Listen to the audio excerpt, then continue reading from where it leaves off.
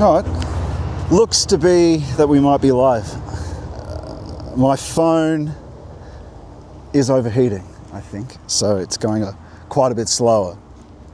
But I think it's this way. Let's stop doing that.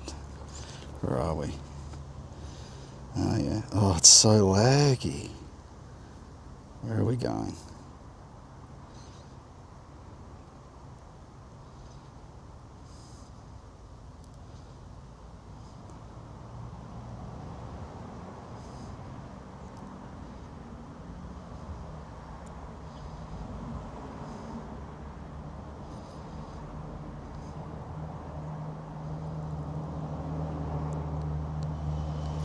All right, off we go.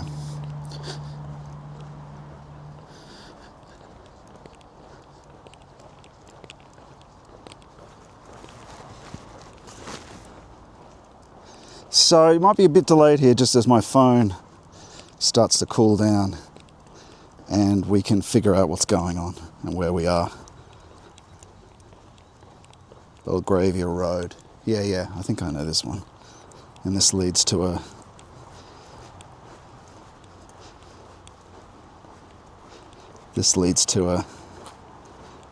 yes, it does. There it is. All right, I know basically where we are. Cool. All right, let's make sure this is all coming through live and we'll begin our talk. But welcome everybody to this hike in to the Megalong Valley. Beautiful valley in the Blue Mountains.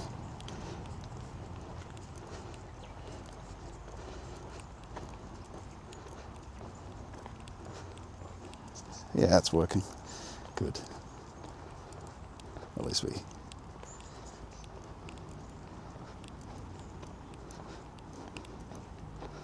I might not be able to check chats until this phone cools down. But it is working, so we can just continue. All right, here we are. Friends.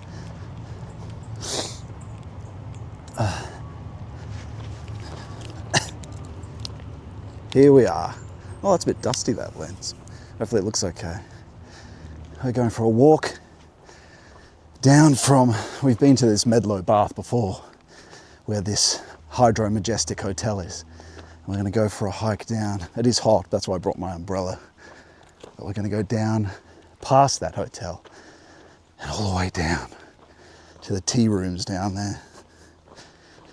And what we're going to talk about today is the integration.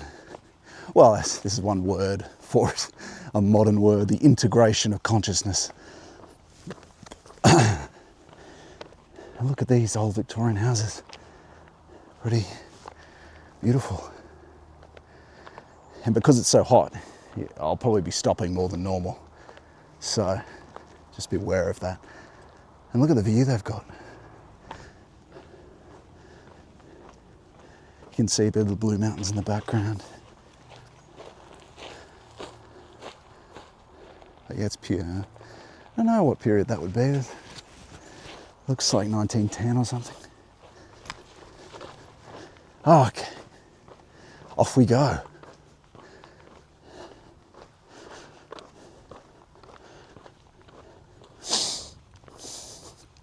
And so, hopefully this is coming through. We're going to begin anyway. But we're talking today about the three middle Beatitudes. And what this relates to is a fundamental. The first three are about training, what you do. Because so much of this path isn't so much, this is going to be heavy on the way back up, but it's quite cool in the shade. That's a relief. Good. Don't have my hiking shoes today, so I've got to be a bit more careful. Cricket just jumped at me. Hopefully this keeps coming through. My assumption is that there's a carrier in the... There's a carrier in the valley. Broken glass. That's why it would be better to have my hiking shoes. Right when I walked out this morning, I went, oops. And I thought I'll probably be okay. These aren't that stable though, they're more cushiony for jogging and that sort of thing. But it should be fine. And so we're talking about the Beatitudes. And so the first 3 Beatitudes are about training, what you do. Because really you're kind of limited in what you do.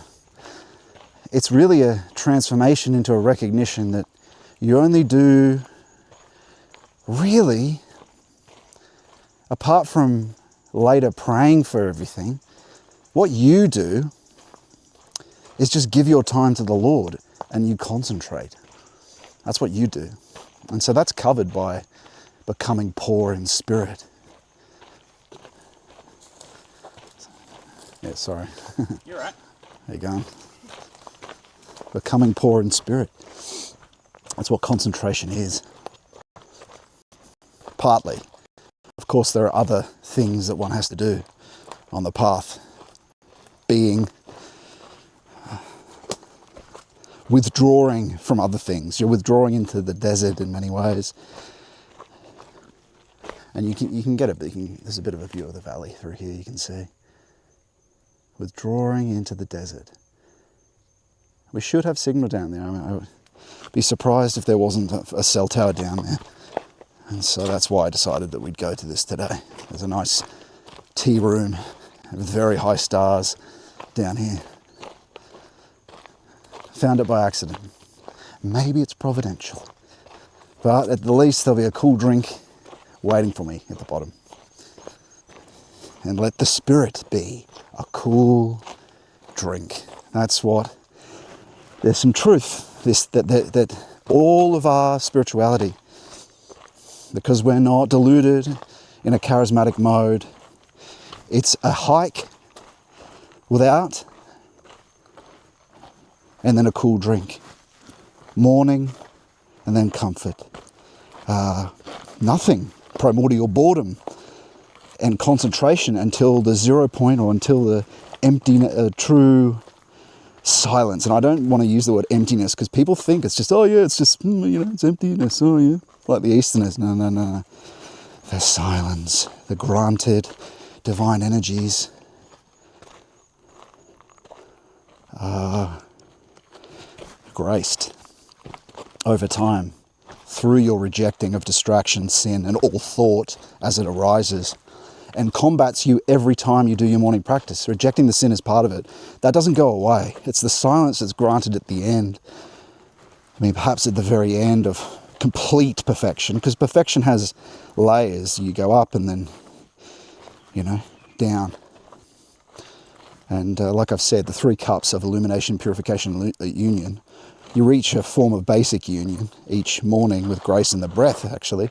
And then those cups are slowly filled up, and you make errors and sin, errors in discernment as well. There you go. See, that wouldn't have happened, that little trip, if it wasn't for these shoes. But anyway, I just got to be a bit more careful.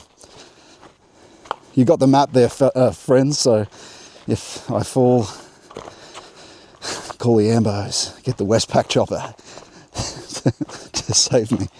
But like we said, training, transformation. So 1 is a matter of the first 3. I guess you could consider a transformation of the will. The middle 3, a transformation of soul. Or the first 3 are the training of the will, the crucifixion of the will. Middle 3, Beatitudes, about the transformation that occurs. And the last 3, we're talking about them next week. That's really, it's the future. It's about the future transformation, or the future that's granted to you as the Lord. And so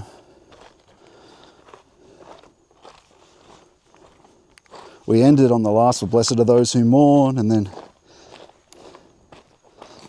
now we reach the transformation of soul. Hello, dog. Are you on your own there? Maybe you're walking ahead of your master. There you go, this doggy. Noble. beast. Hi. There you go.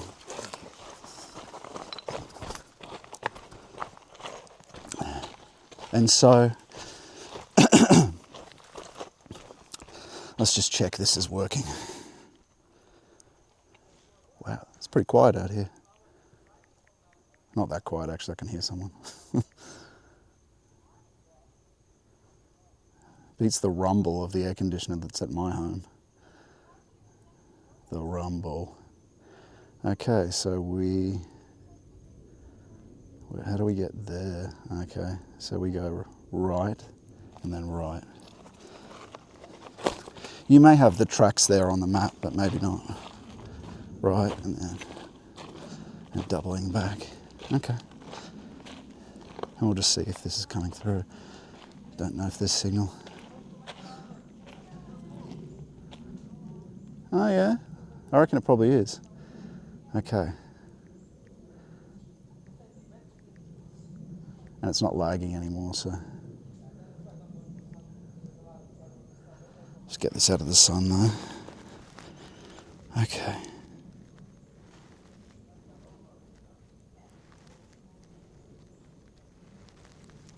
Glenn Wellen says g'day. And Ricky Wild says all glory to God, brothers, amen. Sentiments I heartily agree with, my friend. All glory to him. As we often talk about, there's a recognition in, thanks, in the will to power, and things brought about by you become less and less.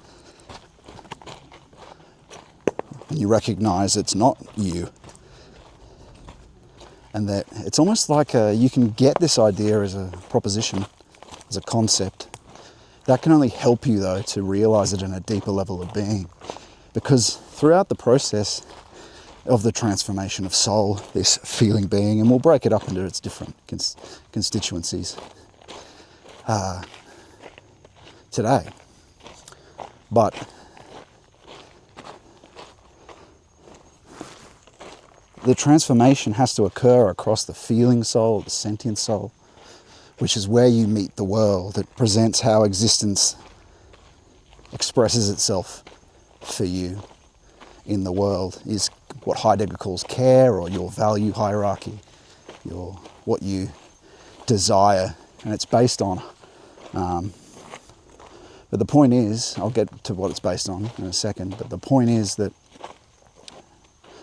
we have to, this getting it is about overcoming pride as well. And it's through, there's many ways that it's done. Partly it's also through calling for the Lord's mercy to grant you the virtue of humility. You might be afraid to pray for it because something quote unquote bad will happen to humiliate you, but it's a virtue that's granted.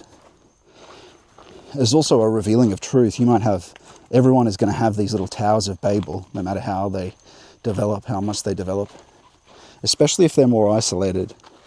You'll have these towers of Babel of just little spiritual deceptions one has fallen for that have to be overcome. That's why you need to pray for humility, because you will also, as the saints say, as Peter of Damascus says, that you'll think you're further along the path than you are. And St. Gregory, blessed St. Gregory Palamas, talks about that there is this midpoint of illumination where the Lord grants you these graces, right? And it seems like you've overcome all the passions. And so you begin to think it was you, even just subconsciously. You think, oh, it's like, you know as a concept it's supposed to be the Lord, but you still deeper down attribute it to your efforts when it's granted by him. And so he helps you get this by allowing a small fall, let's say in lust, right? Because of pride, you'll let it, ooh, wow, okay. Because of pride, you'll let it go. Yeah, I was just looking at this height. Wow.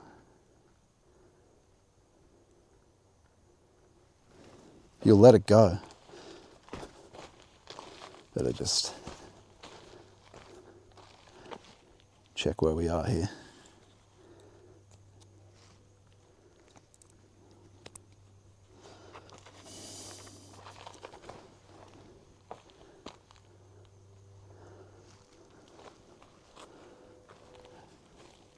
you have to be careful where we are and stuff. So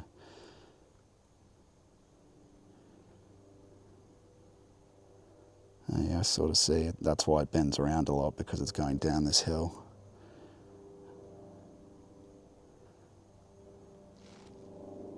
Have we missed something? I don't know if we missed part of the track. It seems to bend around back here, so we're supposed to go right. Because that's bending to the left. Sat-nav is not that accurate though, so I don't reckon.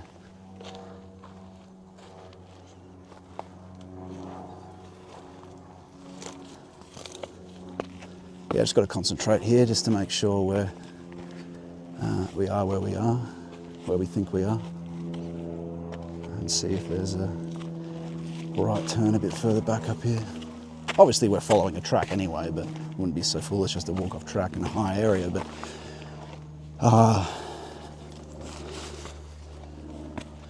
well, this might be difficult on the way back up.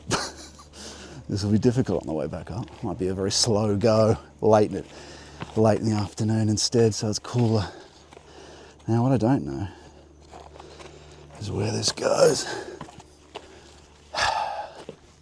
I'm pretty sure that there's no other, there's no left turn I went past, I don't think.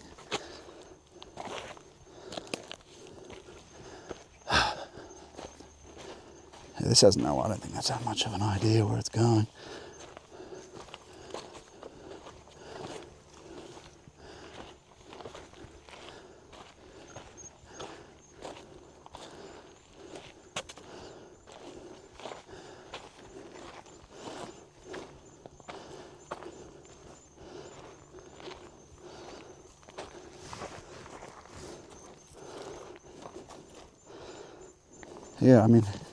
Yeah, I think I know what's going on. It's just slightly out of whack for where it thinks it is.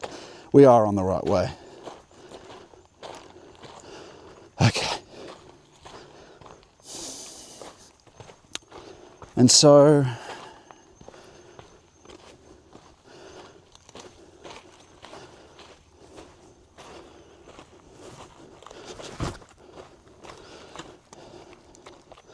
better put this on my mount there, then we've got more mobility. And so, deeper levels of soul. And you, like I said, you will, as St. Palamas says, you get to an intermediate point of illumination where you think perfection's complete, and that's a mistake, right? But it's natural. If he didn't, he must have gone through it with his monks. And this is why it's so important to don't be a Western Christian and think that, that's Eastern Christianity, I'm not going to read that. They're crucial. And Hesychism, you don't see a closer group of people that are closer to the Lord and all collected in one place. In Western Christianity, the Hesychists have a particular method that just doesn't exist. I mean, yes, it does exist in the West, but in terms of concentration but the Jesus prayer is crucial to it, with the breath and everything. So, yeah, to ignore it would be utterly foolish, because, that's Eastern. I don't like the ortho bro, so I'm not going to read that when it's crucial, utterly crucial, to be protected from spiritual deception, to read the Philokalia, or Philokalia, and this is where it doubles back around. Oh, yeah, okay. Actually, yeah.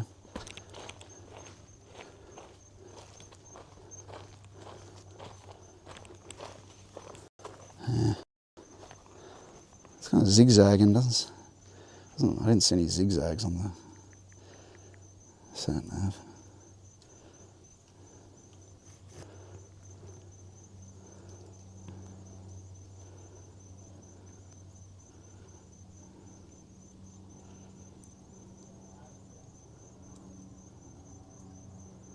Oh yeah, actually we do see a sort of zigzag. like this pathway has. And oh yeah, sorry, there's a view here you can see a bit of. Apologies. Just making sure we know where we are. And then you can see the zigzag down here that we're going to travel on.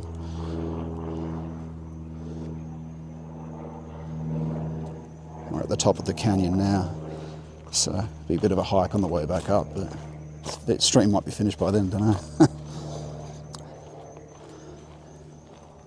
Well, that Stairmaster is useful for that. Yeah, so very pretty, no? And, okay. So yeah, the phylokalia are utterly crucial to that.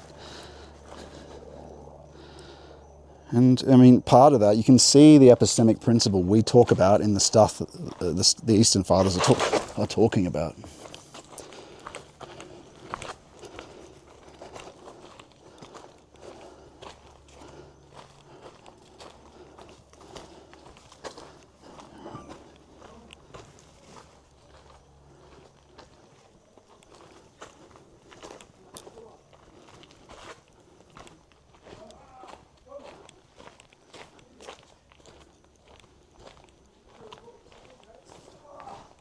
Looks like someone's doing some rock climbing. Sounds like, anyway.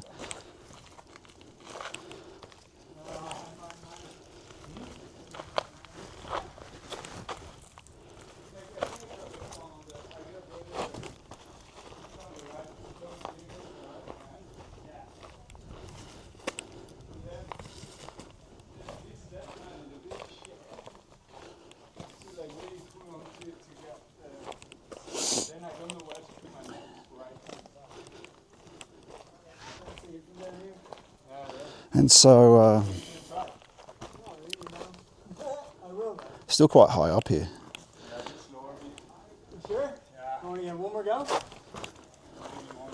Oh. How you going?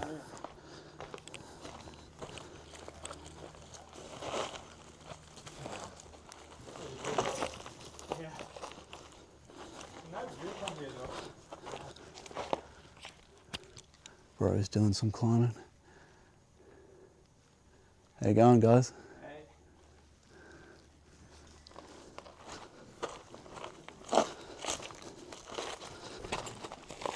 Totally should have brought my hiking shoes. Oh wow, though, this is pretty incredible. Wow, that's what we came here for. Look at that. I just hope this is the trail that keeps going down into the valley. Seems to be. More people doing rock climbing.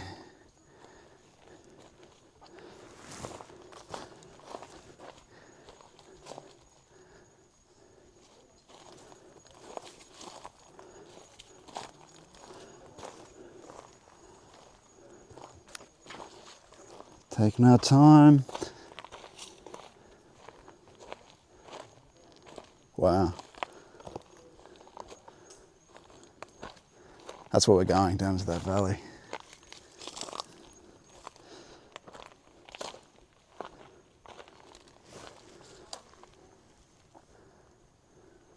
Okay.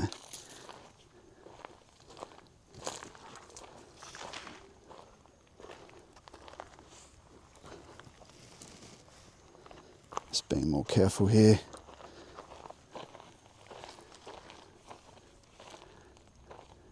Wow.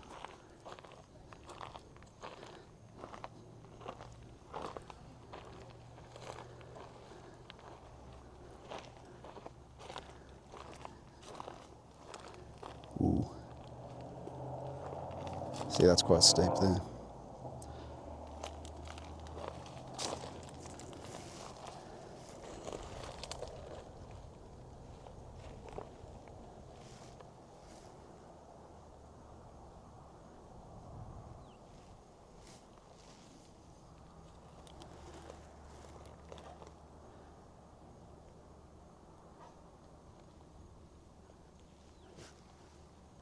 I think this is the lookout. I don't want to venture any further. I'm not in hiking shoes. Turn around. Not game.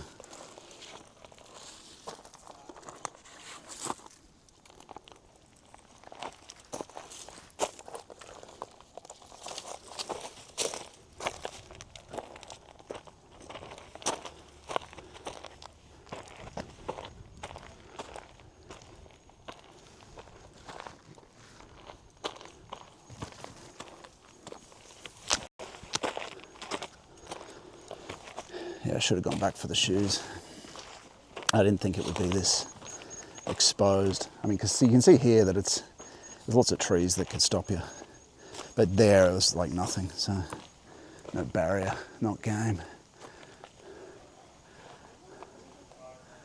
Let me have a look where we are.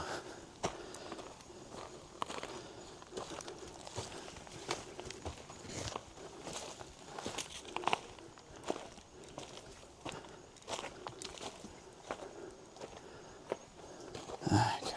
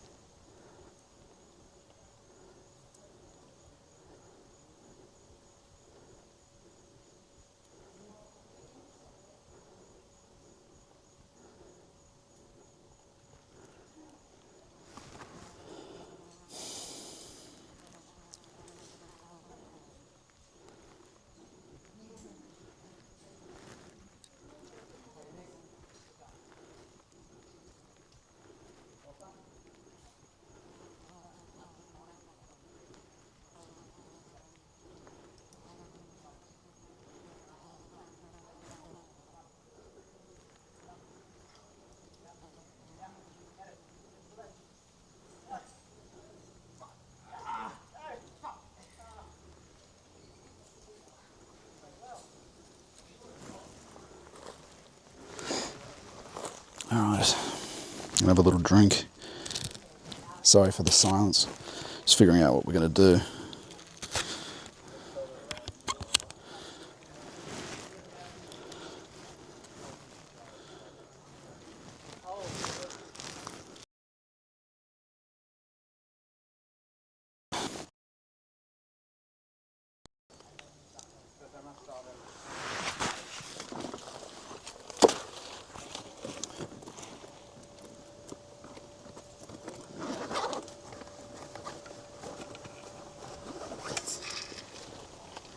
Okay, so a bit of drink.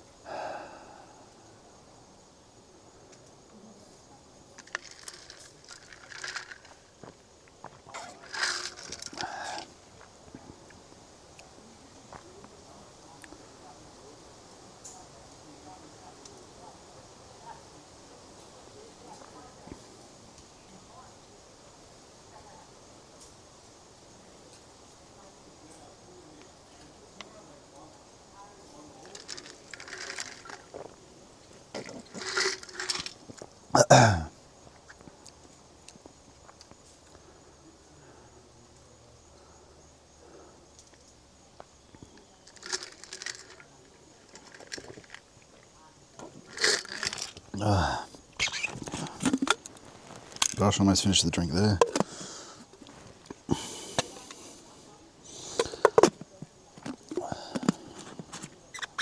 Actually, I might have it all and then put the other drink in the ice. I know it's not interesting content. Just give me a bit let me get back to somewhere where I can just zone out and then talk rather than have to concentrate.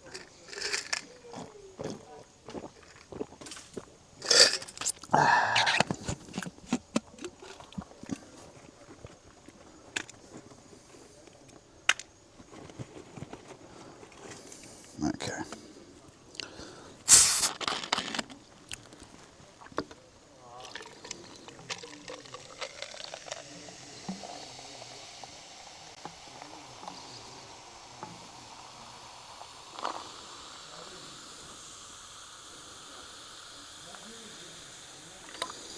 Okay.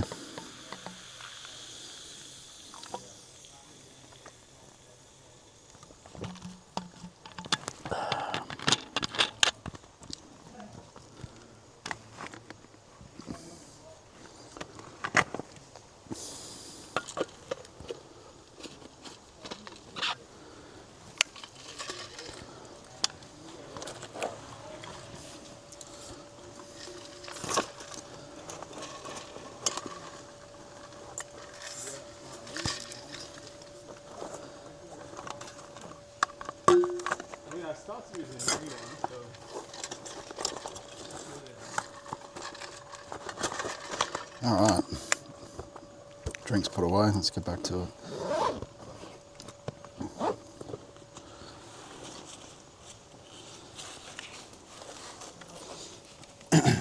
Bit awkward, this kit sometimes.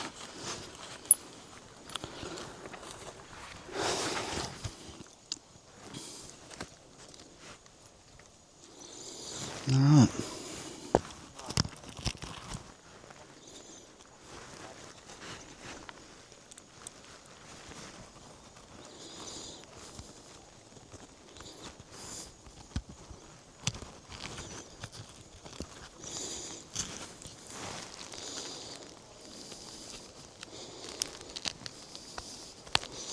Done. Okay, let's get out of here.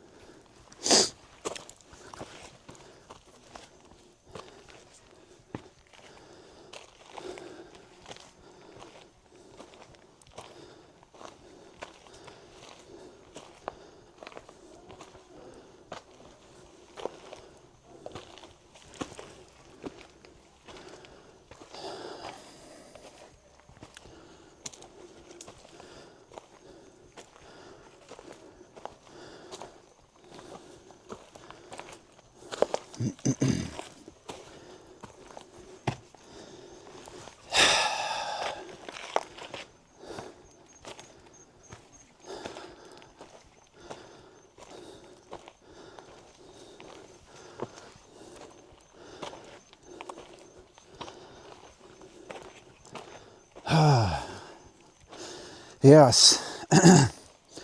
Haven't done that Stairmaster in a while. That had me pretty match fit for 3 months ago. But I definitely feel it in my, whatever it's called, the upper leg.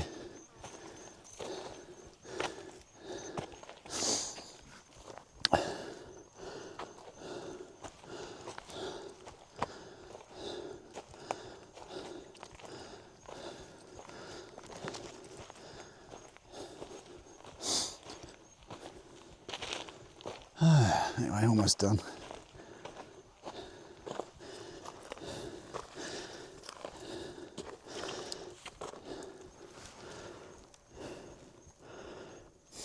Bit of a hot one today anyway.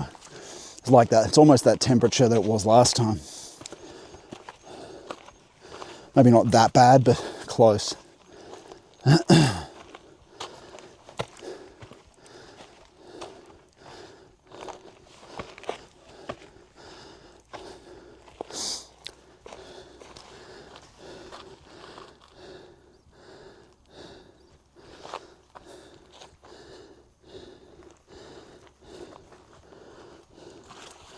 Let's see if this is the path doubling back though.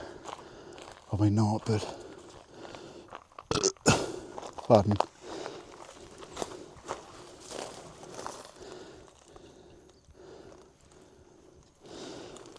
It kind of looks like it though. Like it goes down there maybe.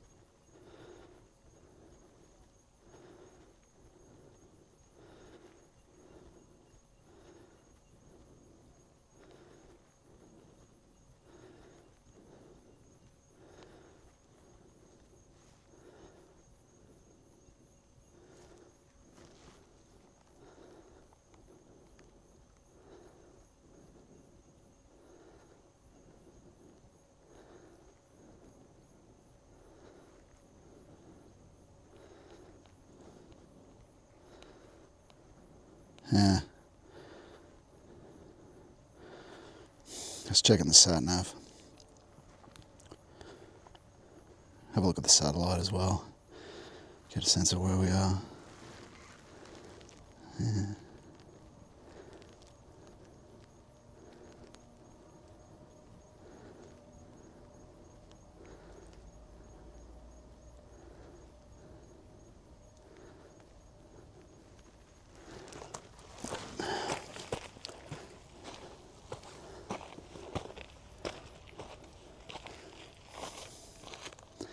Yeah, I don't think there's any track that goes along there. It's out of whack, I think. These bush paths on satellite often are.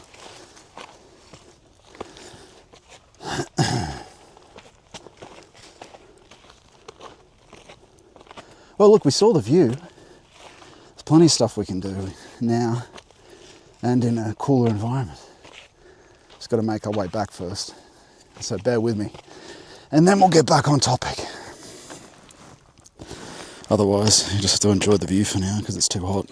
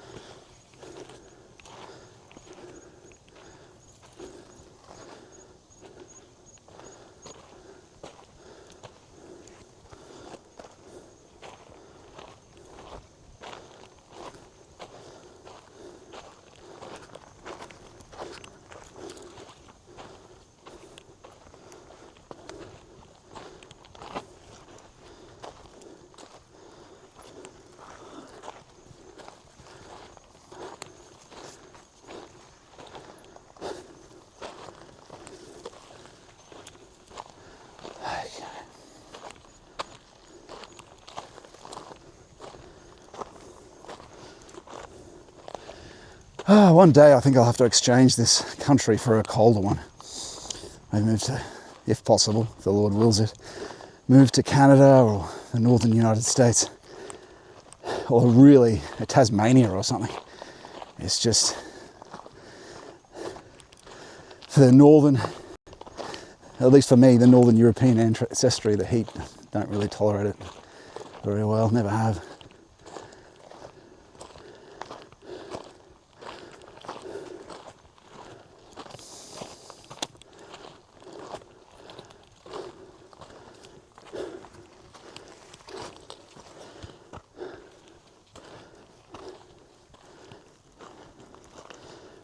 Or of course Europe, be certainly up for that as well.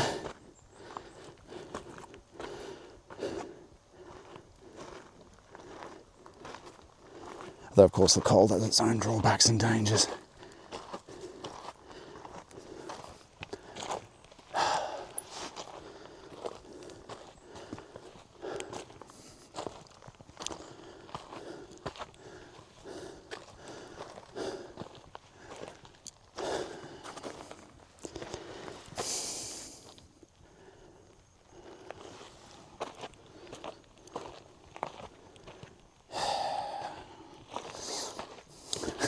Sigh.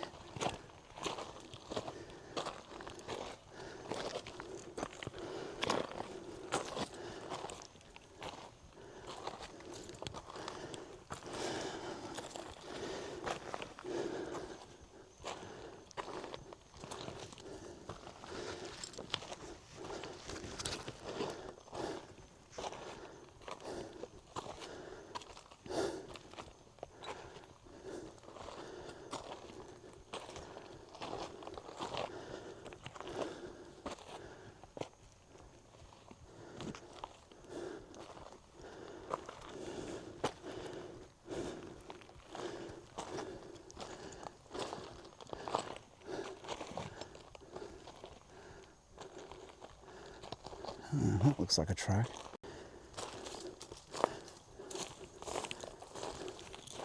Maybe this was it the whole time. I reckon it probably is. Although judging by how friggin' hot it is. Now let's just see, so we know for next time. See what the sat-nav says we are too.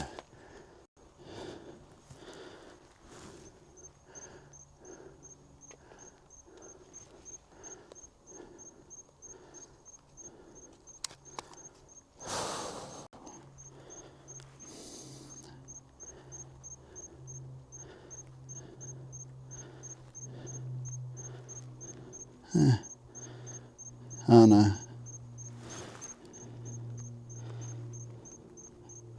Yeah, that isn't the track. Yeah, it's too difficult to discern.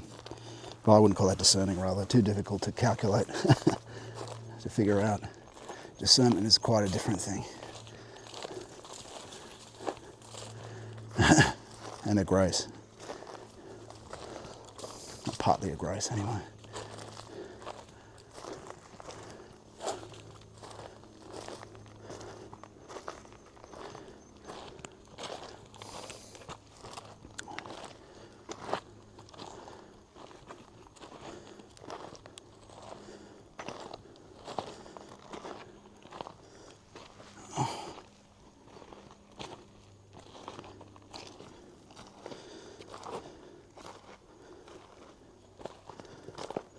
I'll be more careful about heat selection and the stream, about where we go next time, I think.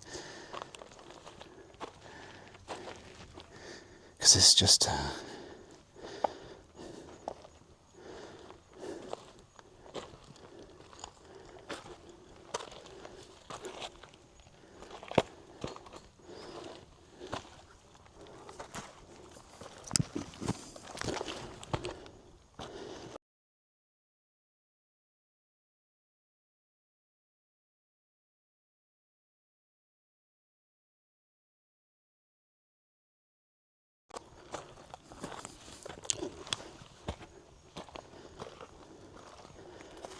Yeah, that conditioning mega falls away quick. I would have been in a bound up this 3 months ago. Not bound up it, but just consistently without stopping, more or less. Although it's also the heat.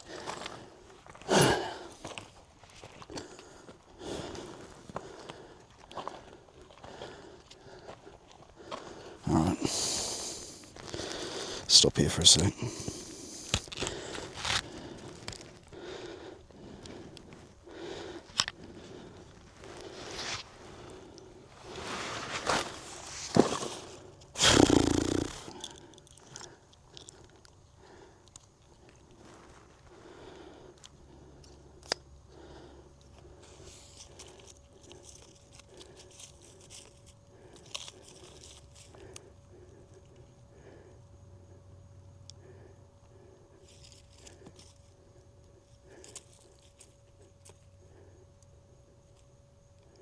All right.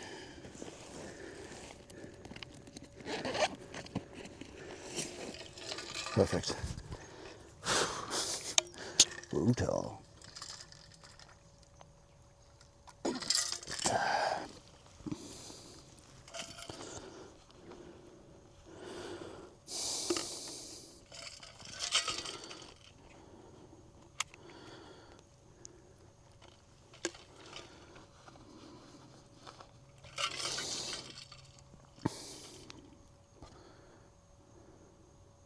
Yeah, we're almost back. It's not far. Then we'll stop. Maybe we'll go to the Hydro Majestic, get a nice view in the air.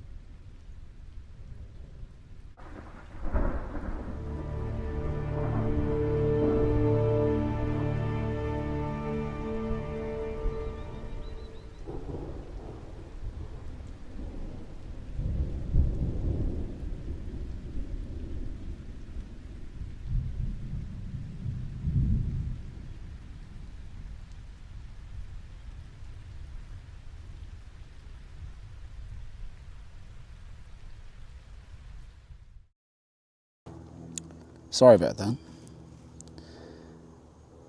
Camera error, nothing I can do about it. But that's...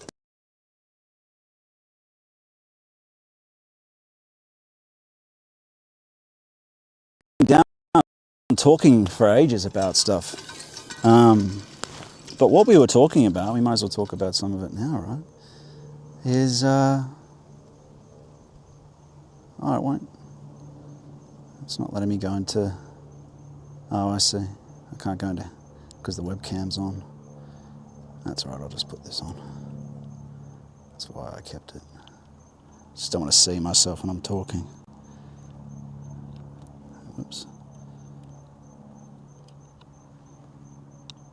Okay.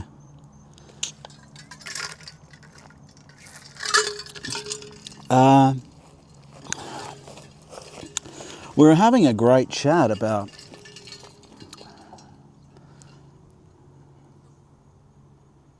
someone mentioned in the chat about wisdom, and I might as well read it out again, see if it stimulates what we were talking about before. And it should be back on now. Yeah, it is. Great. And so, good. Someone said, may Christ, ZDMC says, may Christ bless your words and your walking, and all of us tuning in. And bless you all, friends. Bless you. May the Father, in the name of our beloved Lord Jesus Christ, bless everyone who's watching. And Ricky Wilde says, and I read this out before, but he says, there's always great wisdom to be heard in these talks, very grounding and good content. And he says, Father Gallio, I think I said Gregory Palamas. Yeah, countering spiritual deception, he mentions, right? And so I talked for about 10 minutes on this subject. And I talked about Gregory Palamas, who is incredible. The theology aside, him and Gregory of Sinai, incredible. Because they were probably more the closest to our age, or more close to our age. I think there's one other author that's closer to our age than them at the end of Byzantine. And so those Eastern hesychasts are the most important mystics, because they're in a community and so many of them are there, you know?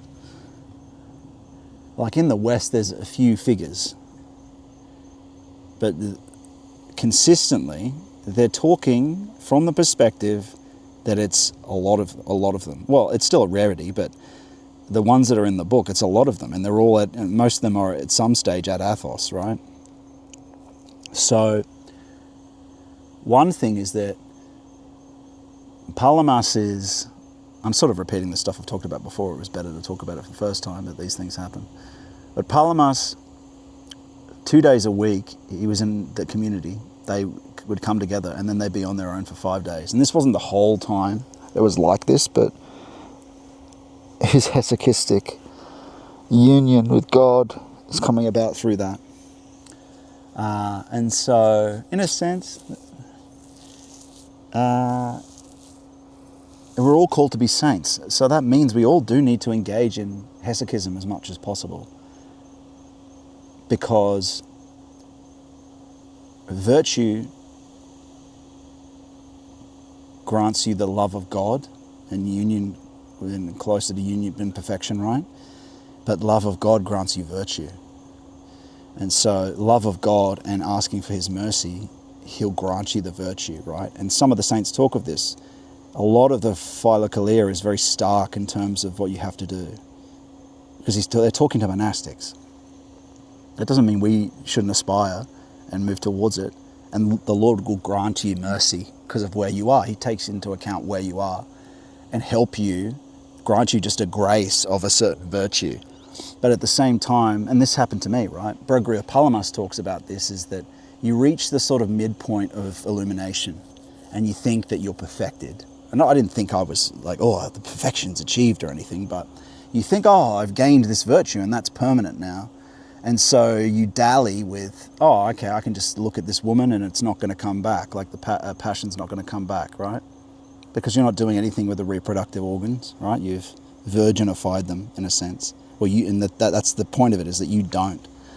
And so the Lord shows you in returning, almost quite strongly, the passion there, like active, even when you're not looking at anyone. And so you've got to go back into this mode, and He's helping you, because sometimes you just have to experience a loss of something to recognize pride. And all that pride can mean, all pride can mean is simply thinking that you did something that you didn't. It's an inflation. Even on a lesser level of being, right?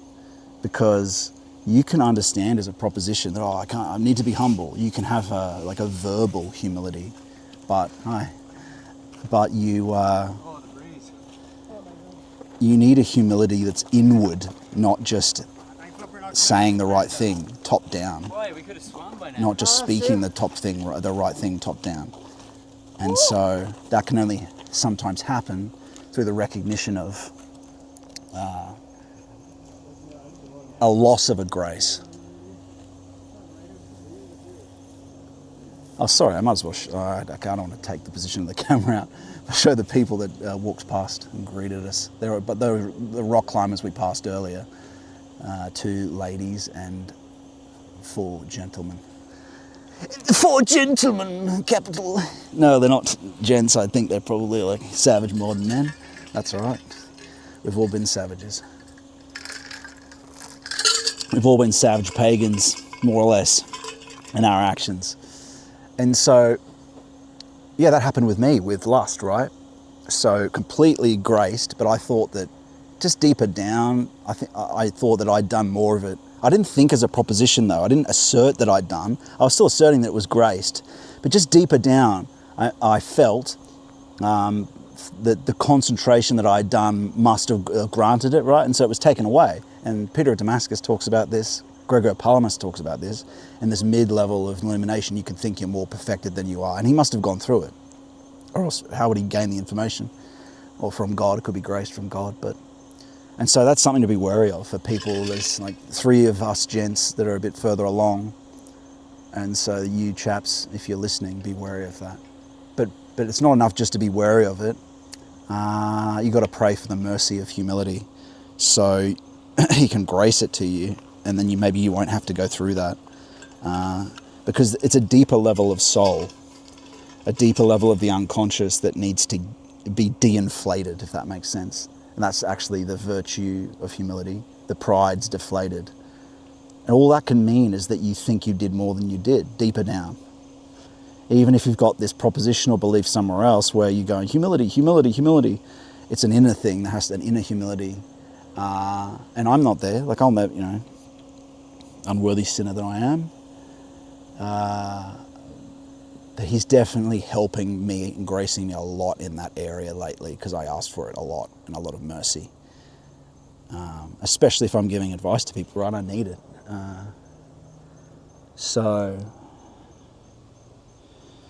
And so that comes onto the subject of spiritual deception, because you mentioned that. And that's the thing, in a community, right? And so, in a sense, there's an element of us doing this and speaking about it, because you can't exist in a vacuum. Part of the epistemic principle or a truth criterion can be, and you see Peter of Damascus talks about this in terms of watching for the bearing of fruits. But, there's 2 polar opposites here.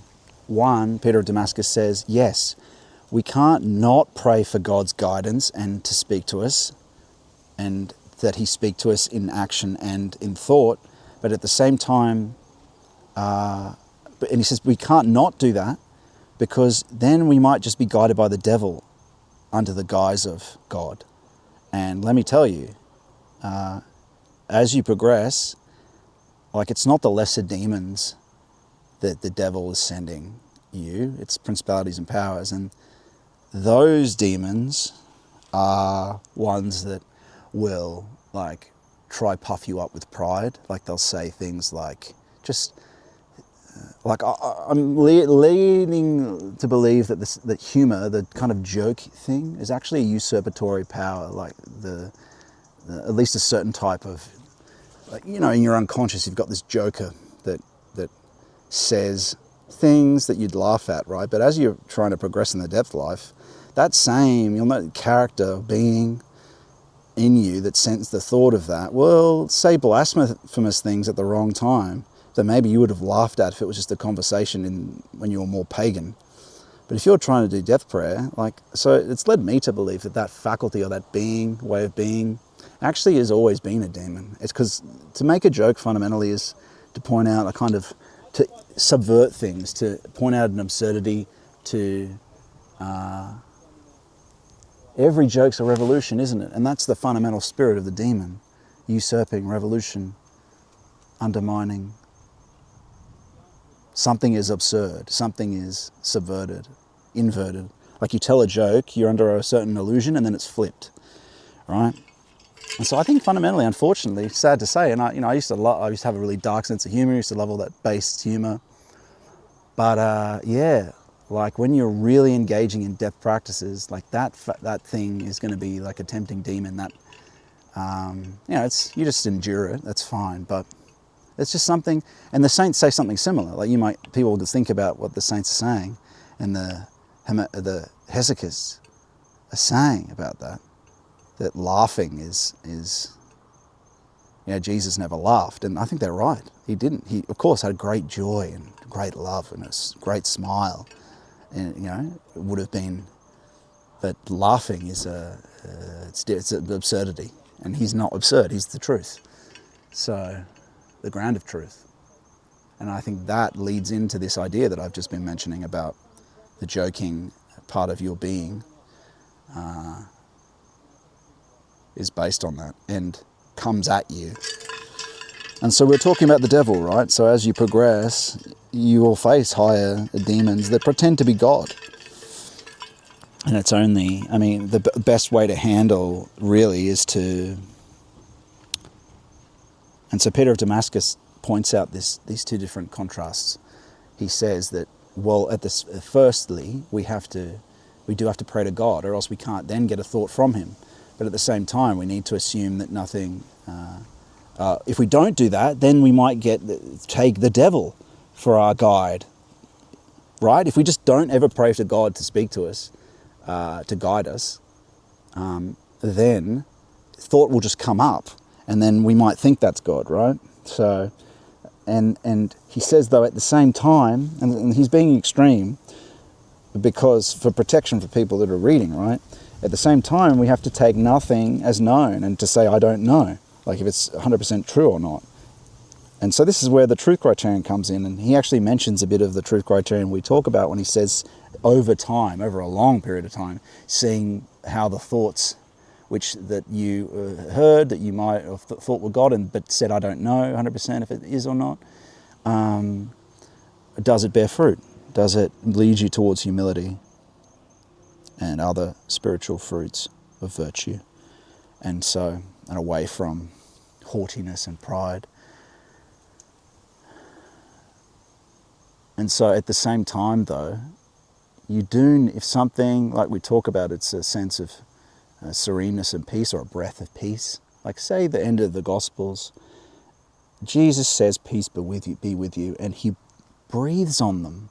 Well, okay, if I'm standing next to you or sitting next to you and I breathe on you, where am I in terms of where's the breath hitting?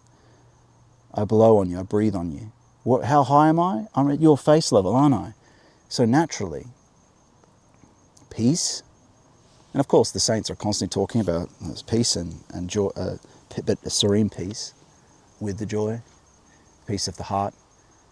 And so that is something that can be granted in response to questions when we talk about this in terms of discerning the truth. But even this is not 100%, right? Because we can get confused. And there's one saint that says, don't too closely examine these emotivenesses, like what he would mean for too long, right? Because you get confused, whether it's the grace or the similar energy that the devil uses. And I have to get the exact quote, but I put most of these quotes down in the Discord as well. But I think I've gathered that quote somewhere. But anyway, the point is, even that is like, you've got to have the rest of this idea. This is why Peter of Damascus is saying, okay, but don't make it, okay, you get that peace, because St. Maximus says pray on something 3 times and then act, right? So you do need to act and follow.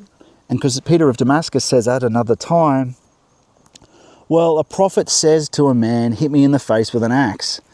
And he says, no, you're a prophet. That's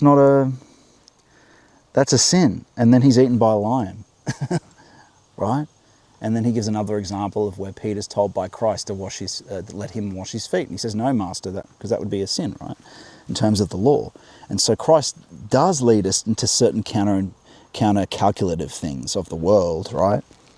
But it's going to align in general with, but again, there are some things, if we take things as a propositional system, where we have to be led through the moral dilemmas of different directions, of different things we're supposed to do, in terms of the hierarchy of duties that the Bible directs us to do. And so that's what he's saying there. But see how that's in contrast to what he's saying about not having, saying I don't know, and never being 100% certain until the fruits are bared. But you can't be in that complete neutral state, right? So it's like finding a mean between those things. And so if you're getting the peace in response to questions, you prayed 3 times on it, it's within the tradition, you're not doing anything outside of the bounds that you would conceivably rationally do. And it's safe, right? Because there are plenty of stories in the Philokalia of like, if the monks can be fooled, do you think that you can't be fooled as well? So you got to be careful. At the same time, you got to be courageous and move towards health and peace. Like, you don't want to be like blanket rejecting 100%. But like, if any thought comes up, the healthiest thing is simply to reject it. Just to think no, and you still remember the thought, and you might get a sense of maybe that was, and then you can ask, and you get the conscience experience of the breath of peace, or sometimes you can get a joy on its own, and that if it's joy on its own, that's spiritual deception usually with no peace, and so yeah. But still, you can get confused anyway, and so that's not 100% is the thing, right? But that's as close as you can get in a dispassionate state, asking in the peace of the heart, asking about something that you're not passionate about. And what I mean is you're not like sinful about, or at least in the state of, and I say this in the discernment lecture, asking 3 times. But again, even that is not completely immune. And this is why then you think about the constructive fruitfulness. Is this over time, is that thought leading towards, does it align cohesively with what the saint, you can see what other the saints are saying, and the tradition. See how this, so even if you failed in a discernment of the peace, and you failed in listening to a thought, and the thought sounded legitimate, that you should go do something at a particular day, then the hope is that it gets caught by the constructive fruitfulness. It starts not bearing fruit. And then you're going, so a bad tree doesn't bear good fruit, right? And so you're constantly got to monitor, am I getting more spiritually healthy? Am I becoming more humble? Am I becoming more loving? Because it's not true unless it broadens the heart. It's not good unless it, or it's not the way unless it broadens the heart. It's not true unless it deepens knowledge. And when it's deepened, it means it's like a harmony of will and feeling.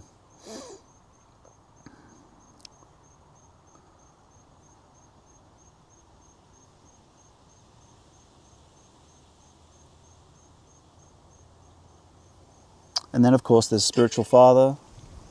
You've got to be in a community as well.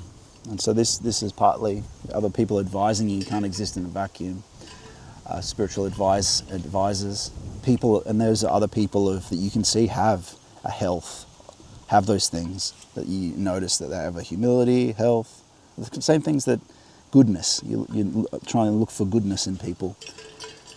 And if you want to see what those kind of people are like, you look at the saints, right?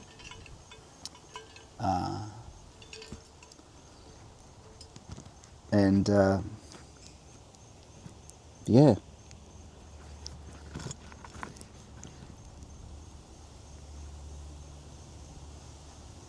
But at the same time, you can't be too freaked out. Like, you have to be courageous, or because you can confuse yourself too. So that, again, this is the point of being in a community. Just, you have to keep speaking to people. Like all the stories from the Philokalia about, usually about a monk getting completely isolated. And then, like some dude, there was about one that was like had 60 years of ascetic struggle, and then at one time he got isolated and didn't want to go with the other brothers because he'd have to eat or something. And so he'd fallen into the... reading this, you can't get too freaked out at the same time, right? It's a meme. You've got to... it's like unseen warfare. Once you get to the end of that book, you feel a peace come. When you're in the middle of it, though, it can make you very afraid of and destabilize you in terms of the things that worry of what you're going to have to do, because it's so stark and stuff, right? But then you read some of the saints that are saying, well, hang on, here's the other side of it, that the Lord grants mercy and grants the virtues. So, and it's always this mean between the things. Because if you try to bring about the virtues on your own, yeah, that helps a lot, but you can do all the outward action, but without grace and mercy and asking the Lord for the mercy, it won't have the inner life and the spiritual gifts. So that's happened to a lot of people. But what's crucial to that, gaining these things, is the concentration. And Gregory of Palamas agrees with everything that I say about that, about the concentration and the watchfulness. So it's in total agreement with what we talk about. And that develops into the prayer of the heart later. But he's talking about that in a mode of defense, because they become under attack by certain thinkers but that's, we don't need to talk about that today. But on this subject of the transformation of the soul, we were talking about, on the way down, we were talking about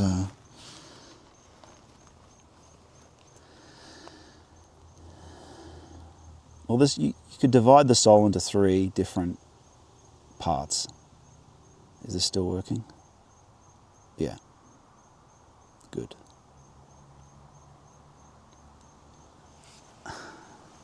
Consciousness soul, which could be considered the legs, the limbs part of the soul, the will soul. That's the most recent portion of the modern man as a separate, it's kind of been separated from being. Then the sort of rational, judging, intellectual soul, and then which could be considered the head, and then the feeling soul, or the sentient soul. The sentient soul sort of brings your existential self and the visualness of the world and everything that's disclosed in it for you is brought about by this. And how it appears to you is brought about by this feeling soul. And to the degree that it has harmony with that world,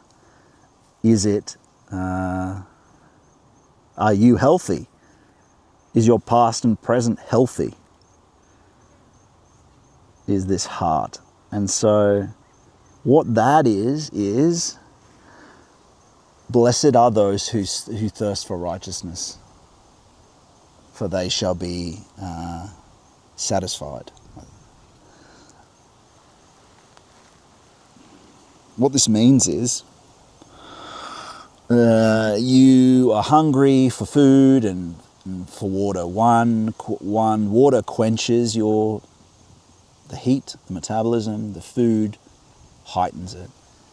So the world, when the things you look at aren't satisfying, you thirst,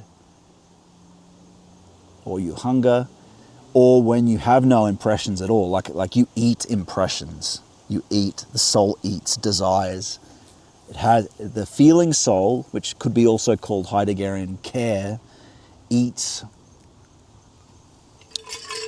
impressions, desires things in those impressions in the world.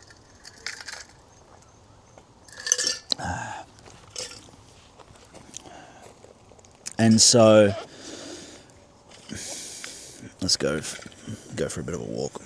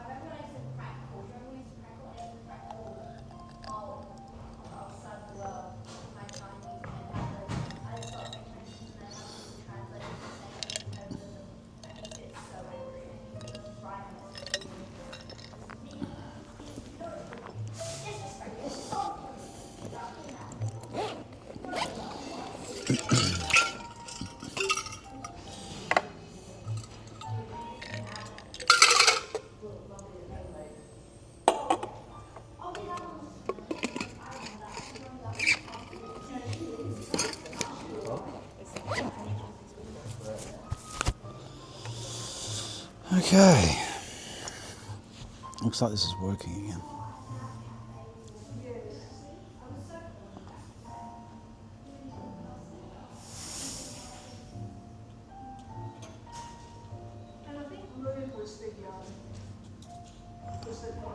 Whatnot.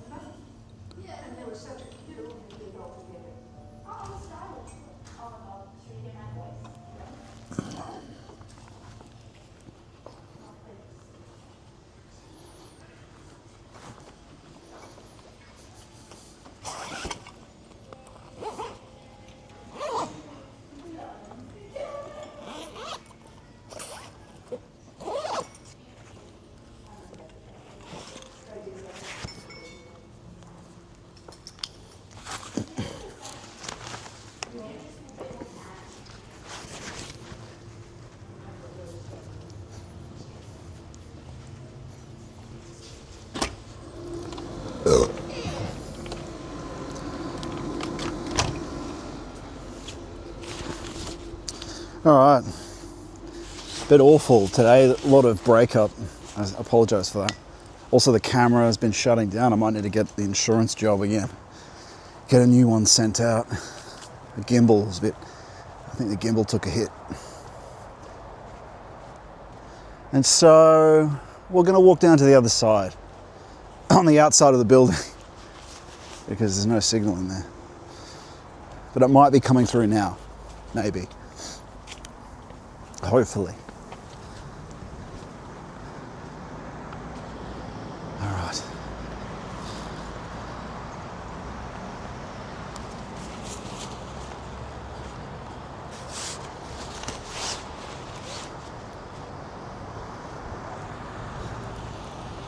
Okay.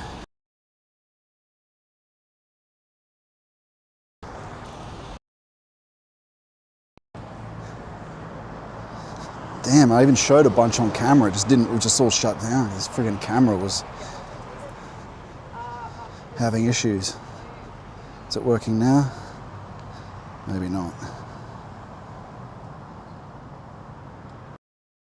Might be working now though. Yeah, it is. Maybe. A little bit. Break up. Yeah, it looks like break up. Okay. And so what we were talking about, if it's working now, it should be working a little bit better as we circumscribe this hotel. Well, not circumscribing because we're not scribing. Circumspect, surround, walk around.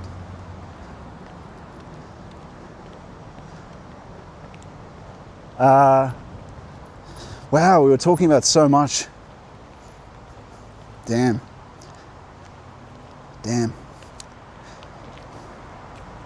Mostly about how the soul is healed.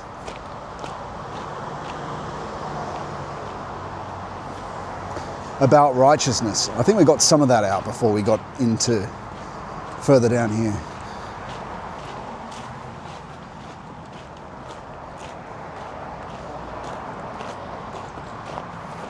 I think we'll just pull up and we'll do some of our reading, and that might trigger, rather than going through everything I just talked about again, in a more healthy, less satanic way. Rather than repeating, it might flow into what we're going to talk about in a moment. I apologise for all the breakup here. I need to replace the camera and maybe update the bella box as well. Also, naturally, the signal just sucks here. All right. Really, I should have just, should have been the location I chose to begin with. But here we are.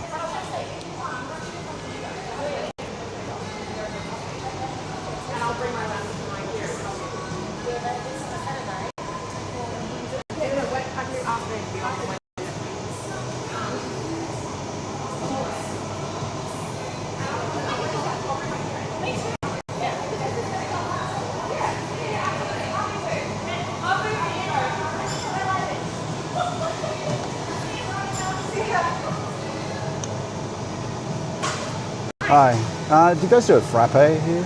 I don't do a frappe, but I can do milkshakes, smoothies and such. Maybe just an iced drink of some kind. Yeah, iced coffee, iced chai, iced chop. Could I get a mocha? Yeah. Iced mocha.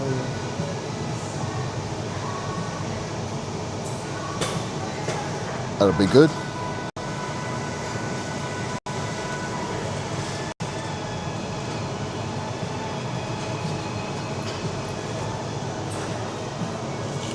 All right, just a moment, friends. We're going to get this caffeine. We'll do our reading for today. And then we will, if the signal is good, we'll...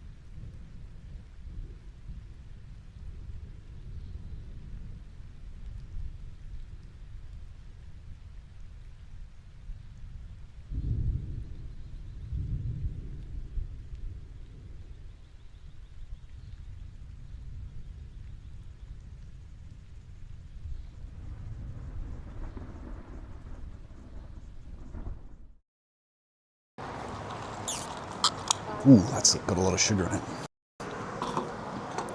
I'm going to have a heart attack drinking that. All right.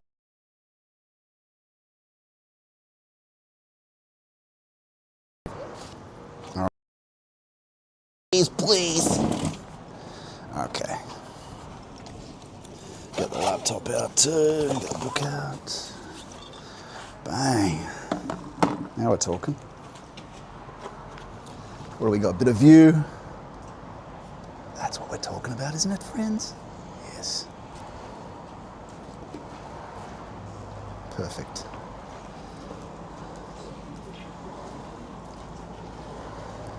That's pretty good. That's the vibe. Okay. Lovely. Well, here we are.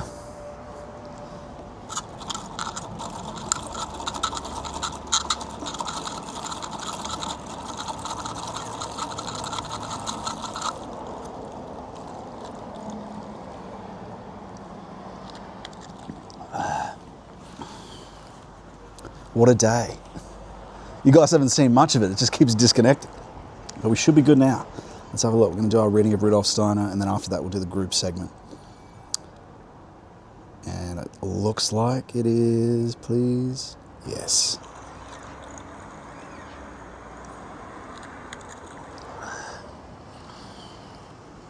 What a day. You guys haven't seen much of it. It just keeps disconnecting. Okay.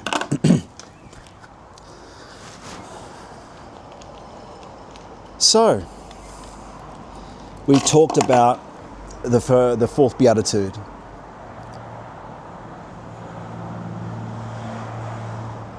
Blessed are those who thirst after righteousness. They will be satisfied. We talked about what that means. That it's the new, again, it's the supernatural, the miraculous reunion, which the Beatitudes are of Christ, of the seventh day with creation again. With creation again. What this means is we don't seek righteousness in the world, which is impossible. We don't seek atonement in the world. And even the Buddhists, the Buddhist idea is also lesser too, because it's another determinism based on a reincarnation. And so this supersedes all of that. Even if it is at a different, even if that does exist at a lower level, this supersedes all of that. Because that, whilst that atonement of, say, being reincarnated based on the bad things that you've done, let's say, determines where you're born and what your star astrological influence are. If you think about astrological influence as a determinism, just like biology is a determinism, it supersedes those too. It supersedes, like the Buddhist idea supersedes, could be considered to supersede eye for an eye, but it's still a determinism, right? It's still temporal. The Beatitudes and Christ is above all that. It's the entry of mercy. And so the righteousness that's granted to you is the existential state of possessing the kingdom of heaven. I think I was talking about this when the signal was still in, but I talked about the resentments I had. You know, bad, unjust things happen to you. And, you know, some dark thoughts about revenge, man. Images of taking mortal revenge, like mortal wound, like savage, right? And things that weren't, even I knew then that this is something really bad. And when I reached that, it was like that marred with a will to power, marred with an idea of trying to participating in saving the West, right? Which makes you even more self-righteous. It makes you even more self-righteous if you're like fighting a certain political side, right?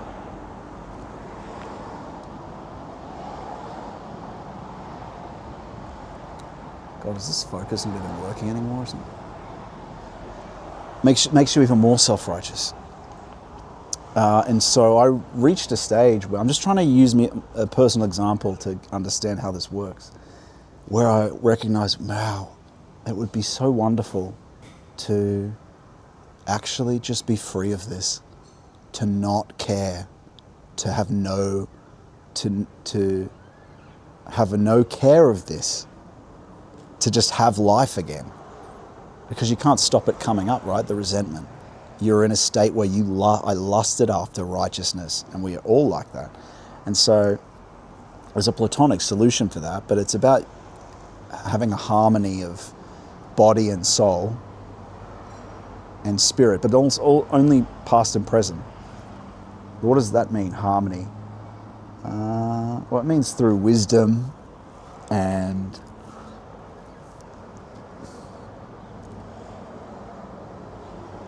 sophrosyn is gained, which is like prudence in the will.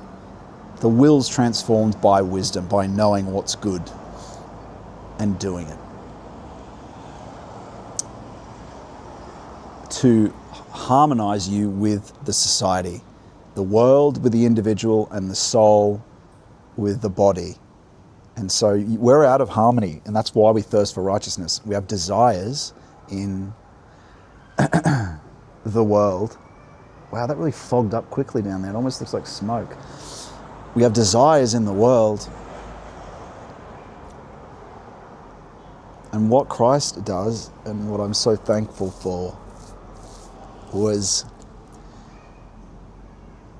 he ennobles and purifies and grants the existential state of complete righteousness and harmony. Firstly, of the soul, body, and the spirit, the intellect, the body, and its desires. And that's what is that also in in the terminology of the saints. That is purifying the passions and granting of virtues, transforming your care. What does that do? It transforms your sentient soul. Your feeling soul is transformed. What you care about and what you desire is harmonized, and you participate in that. You have to, but mainly it's granted by mercy in the way we go, because we're not. We have to pray for mercy, but we are practicing the virtues in simply doing the concentration without effort in the morning. He'll grant you a lot of grace for that, but you'll also lose it by being sinful. Like, he'll grant you the grace, but you have to also stop the sin. He'll grant you the power to be able to stop it through the concentration, but also you might fail to realize that it was grace to you from him. And so he might help you understand that by removing that shield for a while, and you'll get the lust will come back, say, if it's about the reproductive drives. And demons then will be allowed to try draw you.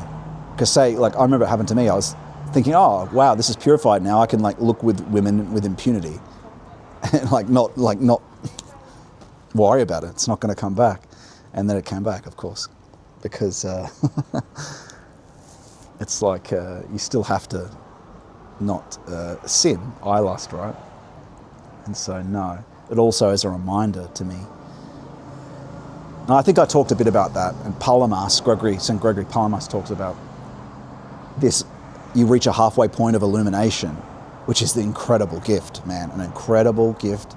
If you've made progress on this, it's such a grace, man. Like so many people struggle to, even if you reach illumination. And now I think what's happening, because we're reaching, I hate to say it, but it seems like, as since Father Seraphim Rose said, we're reaching the end times, closer to the end times. And that's signified by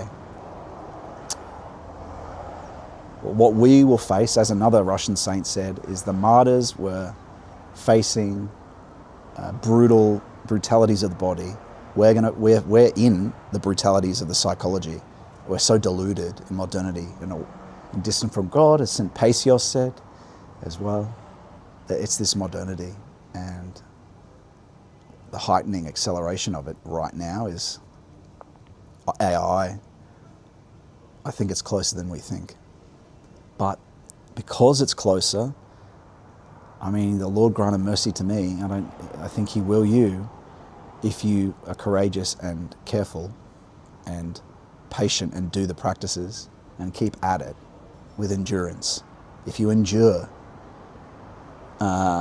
he's granted it to two others, a lot of progress, which just, like, you hear the saints talking about it, that some of these things that are granted are quite, like, they're rare. So, and we're pretty careful about spiritual deception and stuff like that. So it aligns with what they're saying.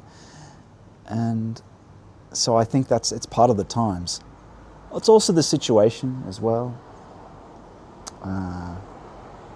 Anyway, the point is, what we're talking about, that's what I wanted, that, and to be free of them. I'd sort of recognise, oh wow, these are demons actually. That it wasn't some thought process that deceived me. It was demons, and I obviously participated in it and sinned. But the tempter wasn't me, and I just wanted to be free of that. As well as deeply, I've talked about this before, but deeply find the ground and essence of truth. Because I thought, these ethnic problems, these work issues, we're not going to defeat these people. There's got to be some truth here that's deeper than proposition and intellect. And that's what I began searching for. And doing it practically through initiation. I think you guys got some of the stuff that I'm talking about now. And what was happening there, and what happened after that in the past 2.5 years, it went into the practices. Really, conscience guided me before I knew what it was. I was being guided to do more and more. And it was like the blind man. Jesus taught the blind man for 3 years. The blind man, I was blind, searching for the truth. And he made me see, like I said, with the ecstasy, the out-of-bodiness. And through that, conscience, and I didn't know at the time, it's only after I read Way of the Pilgrim. I was like, this has all happened to me. but I was guided to without knowing. And then, I mean, of course I'd heard of the Jesus prayer, and I started just doing that all the time, and then merging that with the concentration, which is what Palamas talks about the hesychasts do. And so it's only after that I started discovering that what I was doing was what they do. And thank God for that, because it could have gone the other way, as it has with so many other people. But I think the only reason was that he took mercy on me, had mercy on me. And as it proved, when it was, it's when I recognized that I couldn't do it, I couldn't bring this about on my own, that he took me into ecstasy, like out of body, if that makes sense, in terms of not being conscious of body, in the black. And then the wedding festival after. And so that only happened once, and it was only a very specific circumstance, because of the fear, because of this idea of a death that had to occur. But you know, that's been talked about by many philosophers, that abyss. It's because you haven't been purified. And I already talked about this earlier in the stream, but then began, through just conscience, doing more and more of the practices, and only later confirming the experience that was happening aligned with everything that was being said. And so it just became more and more orthodox as it went, really. It's kind of the wrong way round of doing it, but the Lord says that I have other sheep, I will bring them into the fold. So we are the other sheep. Anyone who is a kind of a meticist or something, a Christian meticist or esotericist, is another sheep. Be brought into the fold, right? Study the hesychasts, read the Philokalia. That's why it's number 4. That's why unseen warfare is so high on the list. And it aligns with that. But what happened to me was this. Over time, the Lord, through his grace, doing the concentration practices, which is the first 3 Beatitudes. Mourning happened, right? Spiritual experience, you know, it's when it's true, it generates humility, it generates mourning. It's only after resisting temptation, generated mourning, a holy mourning, does peace and great beatitude delivered. It's not just are you ready for a miracle? Charismatic feeling. And they're divine emotions too. And so that righteousness was granted over a 2-year period. Thank God. As well as much other divine experience that I'm unworthy of, which you have to recognize.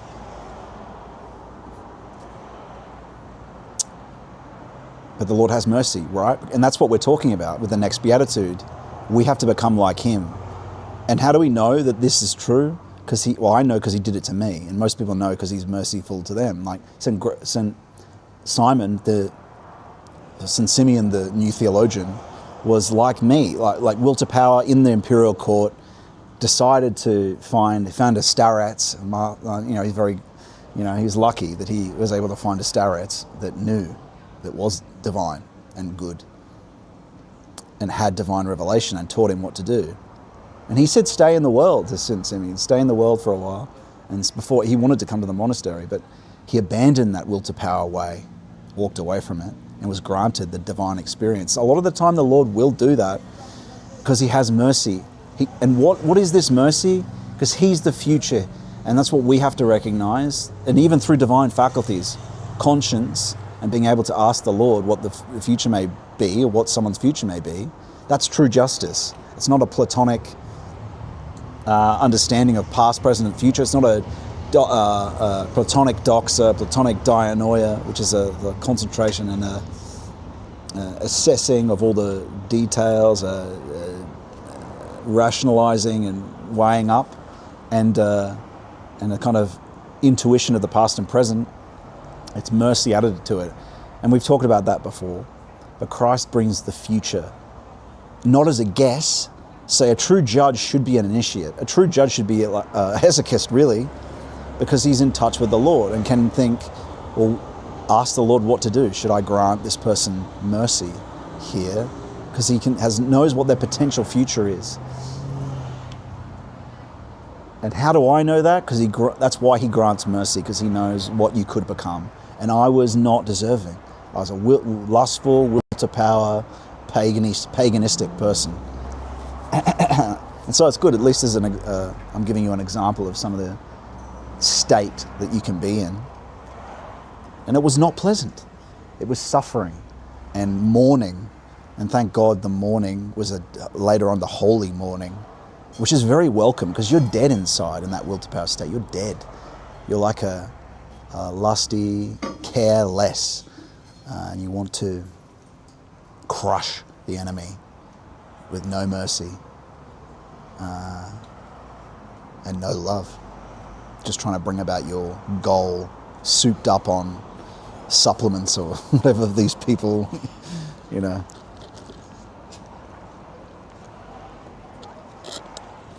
I understand it, man. That's Wildermacht. Think about all the Germans on amphetamine. That's total mobilization, total warfare, souped up on, what's it called? Methamphetamine. Total warfare. That's will to power.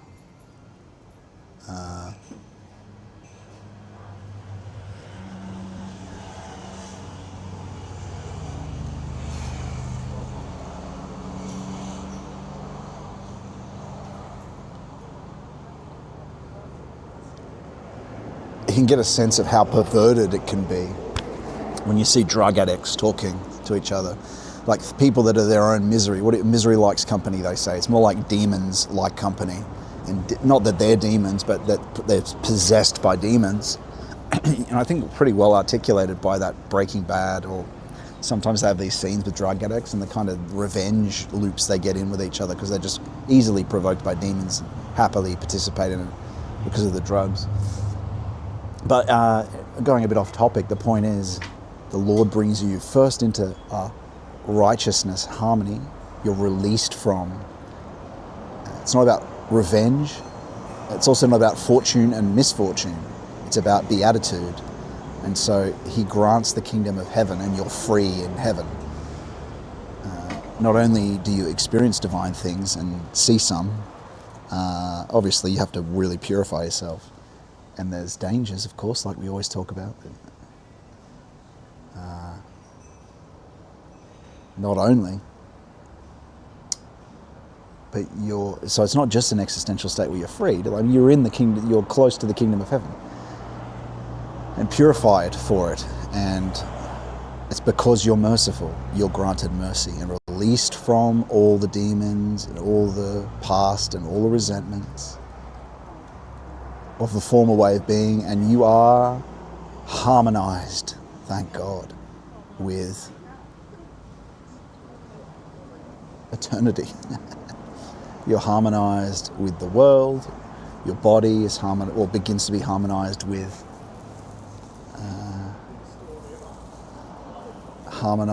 the soul. And what's the soul? Thinking, feeling, and willing. A consciousness soul, willing soul. What you desire. The thinking soul, your judging and verdict making, they all become more sound as Christ enters them. And what's Christ entering? Granting of the virtues the saints describe. And you also, the more you practice them, the more he enters you, the more you love him, the more he actually just grants it to you as well. So it's a mix of both. You can try, like, the ascetic way of life practices the virtues. But if you do the concentration first and you can master that, the Lord grants a lot of it if you ask for his mercy. And so you can, it's less of a struggle. He says his yoke's easy, that's true. And some of the saints talk about that. Metaphrastus talks about that. I think it's Simeon Metaphrastus. St. Simeon Metaphrastus talks about that. So does St. Seraphim of Sarov.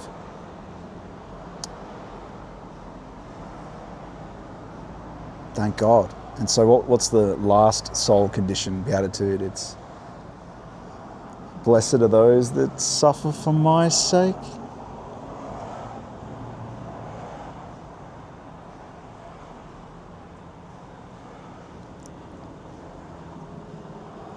better check that.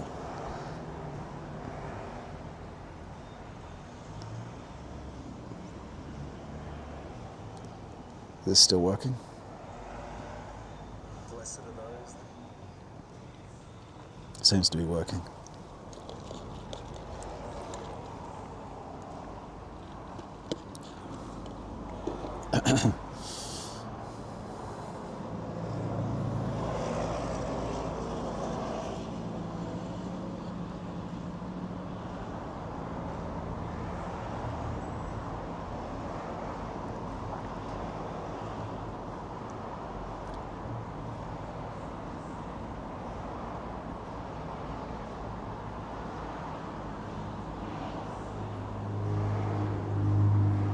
Blessed are the merciful, for they shall be shown mercy. Blessed are the pure in heart, they will see God. Yeah, that's what happens.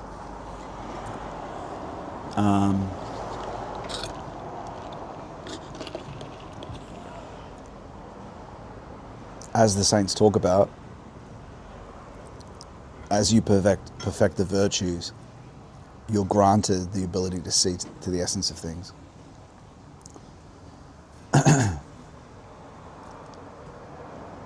You see the essence of the world. It's also called the comprehensive vision. It's, becoming pure in heart is exactly what we're talking about here. It's the harmonizing of soul, the harmonizing of thinking, feeling, and willing. But what is the harmonizing of this feeling body, this soul body? What is that? It's the purification of your desires. You don't desire the world anymore. You desire the virtues. You don't, because you prayed for the Lord to purify your will. And it's the virtues granted to you by the Lord. And you've practiced the virtues, the ascetic virtues. You've stopped reproductive sin, eye lust, gluttony. And you really need to learn and I still don't know them perfectly, learn what the virtues are and what the vices are. Because you'll be doing all these sins you're not recognizing. Even being despondent, even worrying about the future and being depressed about it. Some of these can be demons. And so you get kind of possessed by one without knowing it. By stewing in something. Oops.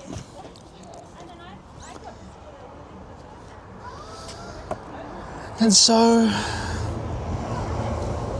feel like I was overpronouncing my S's when I heard myself just a moment ago.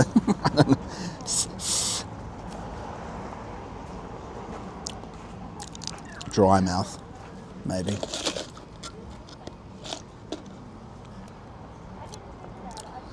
So, what are we up to? We're reading Steiner's anthroposophic guidelines, ruling thoughts. It's all still working there, right? Just make sure. There we are. Yeah, cool.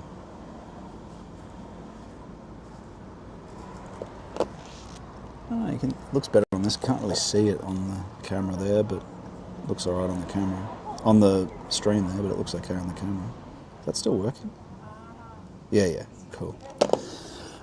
Alright, the continuation of the second contemplation, hindrance and furtherance of Michael forces at the dawn of the conscious soul age. And so what were we just talking about? We were talking about what is the consciousness soul? It's something emerged in the Industrial Revolution. It's tied up with the will. It's also tied up with the will to power in a sense. It's this separateness that we have from things, this kind of Cartesian separateness, this dualism of subject and object, this desire of modern worldly things. Hyper-intellectual. It's something that had to happen. But now it's time to fully and consciously go back to Christ. hence the concentration without effort practice in prayer. And through that love, the Lord grants grace. And so in all of Europe, the incorporation of the consciousness soul also had the effect of disturbing religious faith and the experience of ritual. At the turn of the 11th century and 12th centuries, one sees the advance, notices of this disturbance in the appearance of the proofs of God, especially by Anselm of Canterbury. The existence of God was to be proven through reason. And just noting on that, the hesychasts would say that's not something you can do. That's a very Western thing. Such a desire could only appear when the old way to experience God with the soul forces, which the hesychasts do, was disappearing. And in many ways, like you see when you read Steiner, it's like they don't consider... He does know that Russia, though, he speaks a lot about Russia, saying they have something that kind of was pulled away for the West. And so I'm not sure how familiar they are with... I know Tomberg knows about it. I don't know how deeply he read the Philokalia. Anyway, I just would have thought he would have commented more on them in his works if he had. I know he read Way of the Pilgrim.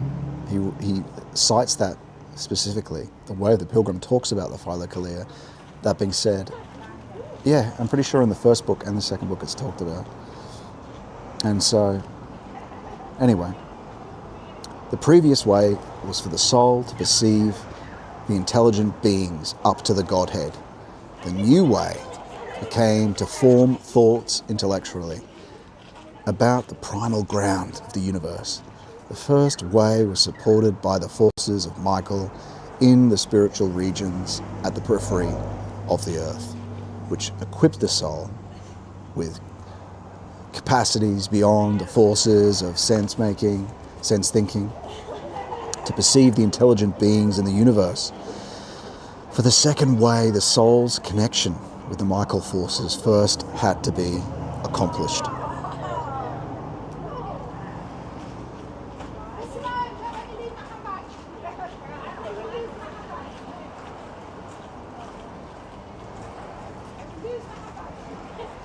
Okay, so it's saying that we're disconnected from them and they have to be re-engaged. It's saying the first way was supported by the forces of Michael. And that kind of makes sense when you think about early Christianity, that it's granted more. In fact, what happens in later Christianity is simply the incursion of a rationalism. But at the same time, that's what hesychism was. The monastery kept it connected with the ground. And it was the re-engagement of Hellenism and metaphysics that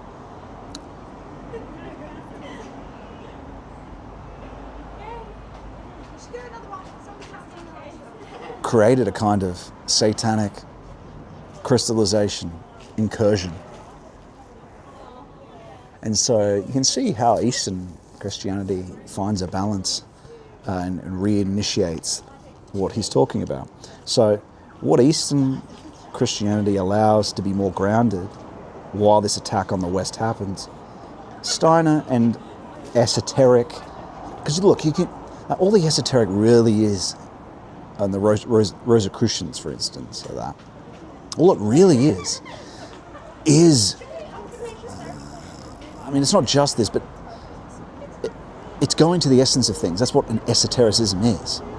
Contact with God. That's that's what it should be. It's what the monastics do, right? What the hesychasts are doing.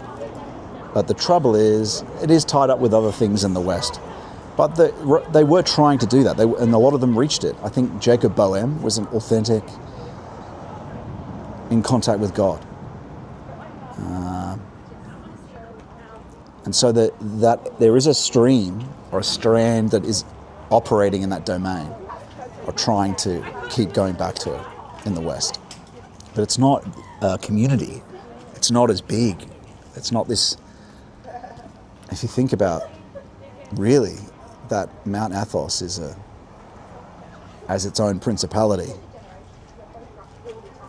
It's this surviving mystic ground. Like everything we're talking about that's experienced through what I talk about, there's definitely got to be initiates there. It's hard to contact monastics, right? Because I visited one the other day and it was very difficult. They were saying, look, we're an inward community. I was like, okay, well, fair enough. It's not like on Athos you can more just go on a pilgrimage and arrive, right? Whereas here, it's not the same thing. Unexpected for them, right? They have their set engagement with the community, and so you can't just rock up in the same way. Although I tried to call them in advance, but in Athos, they expect travellers to come, and there's a room for guests, right? And this particular one, it was an Athonite monastery, but they hadn't prepared the room yet. But that's all right, they were very hospitable, and I walked down to this incredible, like guided by God this was, I tell you. This monastery had recently built an Athonite in style. But down the bottom by the river, I left them. They let me in to venerate the icons, which was very welcome. And I really appreciated it. And then I walked down to the... Before they built that Athonite monastery, they had this... I was almost like coming across this ancient altar, even though it's Australian. It was built in the 70s, I think. It was an outdoor altar with a massive cross down in this grotto grove, right? And it's unused anymore. And so I had this free place to worship that... It's just what I really wanted, right? It was holy. I walked down there, this steep hill, and I was able to worship there for half an hour. And on the way back up, one of the monks drove down and offered me a lift up this massive hill. And I found out that they don't use that anymore, but that their elder lived down there. And that elder had made contact with St. Paisios, who visited Australia in the 70s and has a saintly artifact from him. And so he lived there. He's only just left that place. And so they don't use that altar anymore. But I could tell you, I was guided to go down there to worship. It was very holy. I took a little stone from a region that it's just of no consequence. Just a little stone I took with me from one of the steps down the bottom. It's like a tiny little thing, insignificant. Or else I wouldn't have taken it, right? But very holy and interesting to find that out after from the monk when we were driving up. And I stumbled across that by accident. I was just walking down thinking that there was this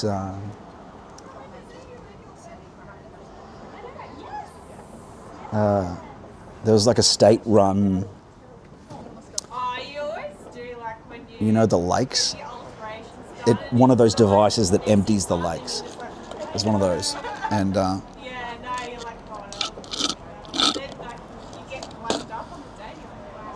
just kept walking, and I by accident went past their grotto where usually the Theotokos or Mary would be.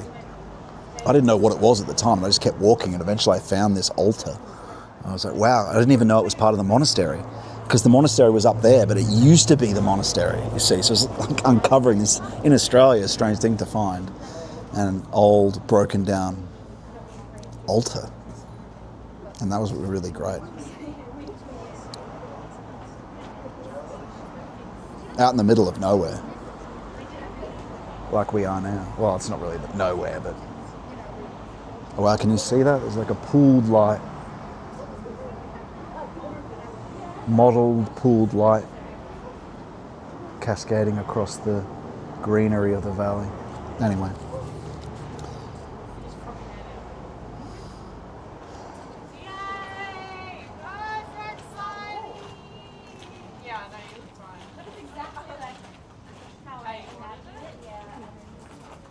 So for the second way, the soul's connection with the Michael forces first had to be accomplished, which is what the concentration without effort is.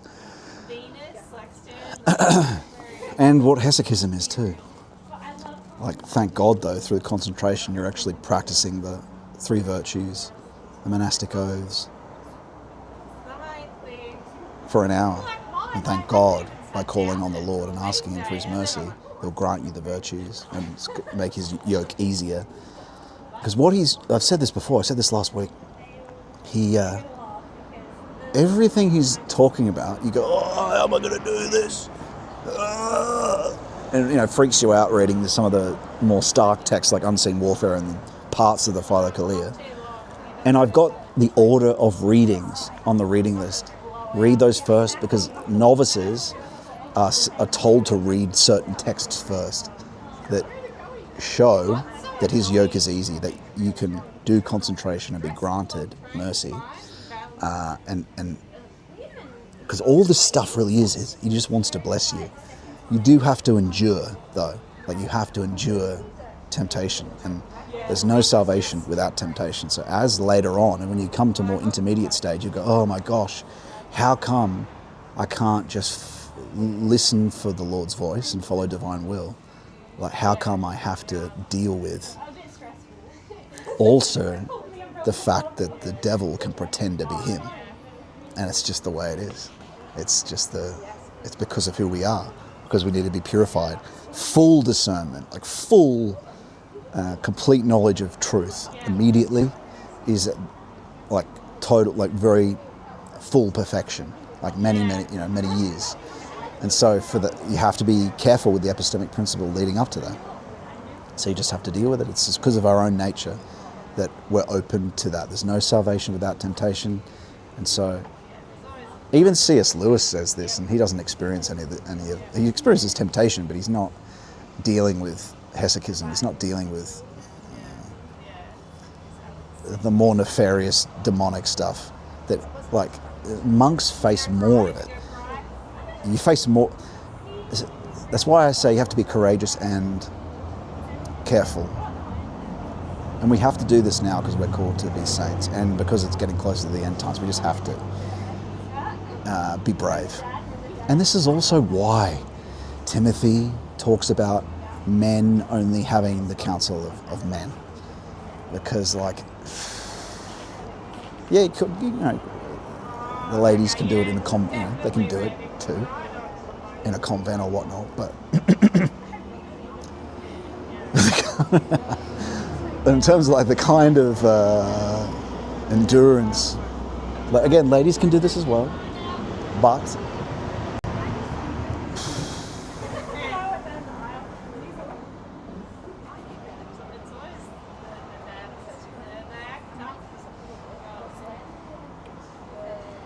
there's a certain tolerance for fear that men have.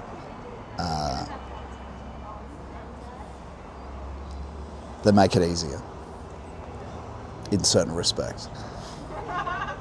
And we know that. That's why they can go to war and they do this and that. So let's not go into that subject. But yeah, when it comes to hesychism, and if you're being on your own for a lot of time, right? Even though you must also go back into community, right? It's an important part of being careful.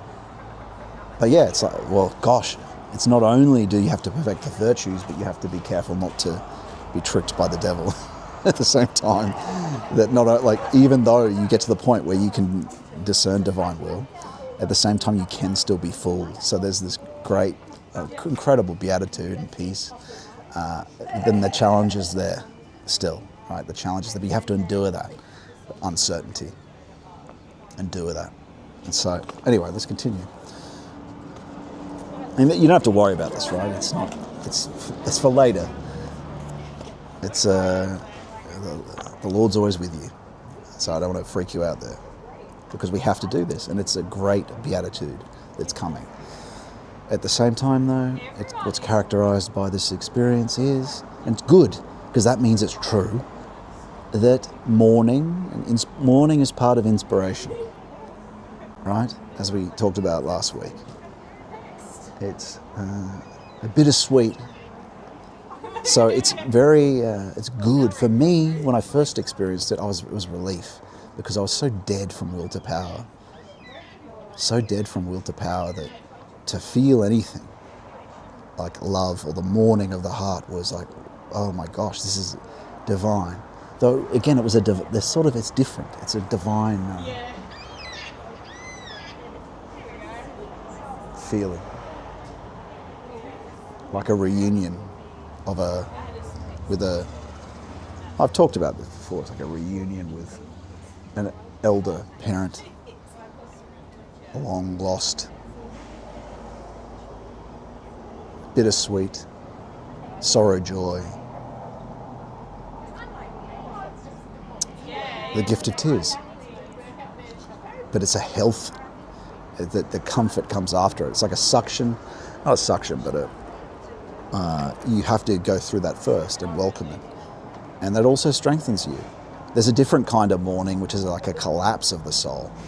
And that's a one that if it can be taken too far is, like people lose their faith or whatnot. A different type of broken heart, right? It's not bittersweet. It's just completely bitter collapse. And so, anyway, let's move on. The demons get involved with that. Yeah, if there's any type of little depression that's around, sometimes it can just be spiritual contraction because it's part of a warning. And always accept where you are and endure. Just going, like this will pass. This too shall pass. That's a bit Eastern, but it's true. But it's not.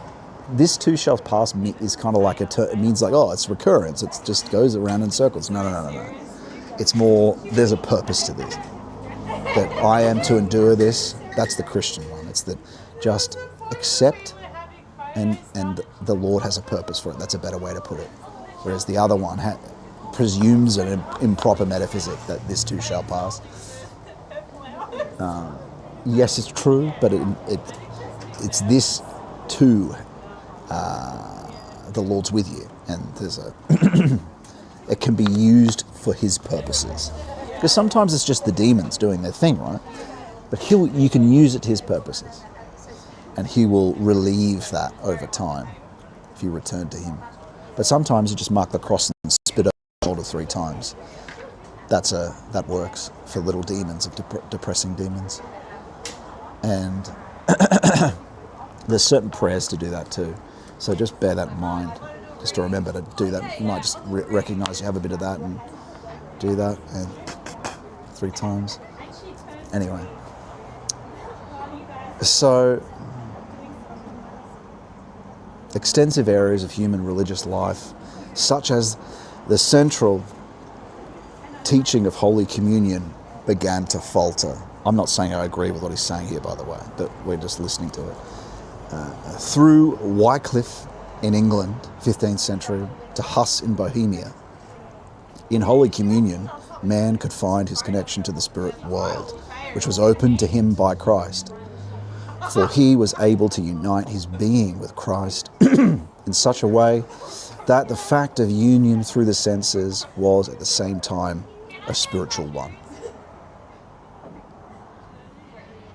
Yeah, I mean, it does explain some of the Novus Ordo, or the lack of people's spiritual experience of communion in the West.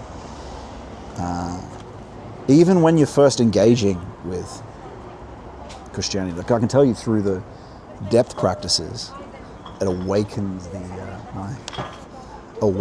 the experience of communion. That it allows for it, because spiritual faculties are recovered and healed. So communion is experienced how it's supposed to be experienced.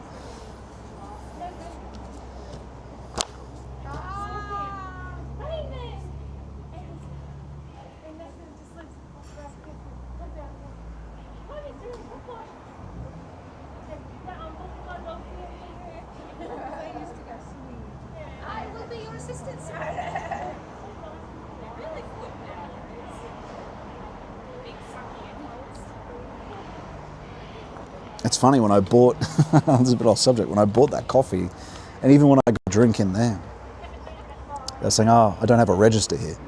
But then she said, oh, legally I have to accept it. I didn't make a complaint or anything. And the dude in there paid for it on his card, and I gave him the money. It's just interesting that that's going to happen more and more. But this is silly, I don't know why I'm talking about this now, but every transaction you have on your card has a little fee from Stripe on it. So really, we should be paying it cash. It's like a American middleman just sucking wealth from this country to use their digital service. We should have our own here or something. Anyway, that's aside from the point. It's boring. No one wants to hear about that. But, okay.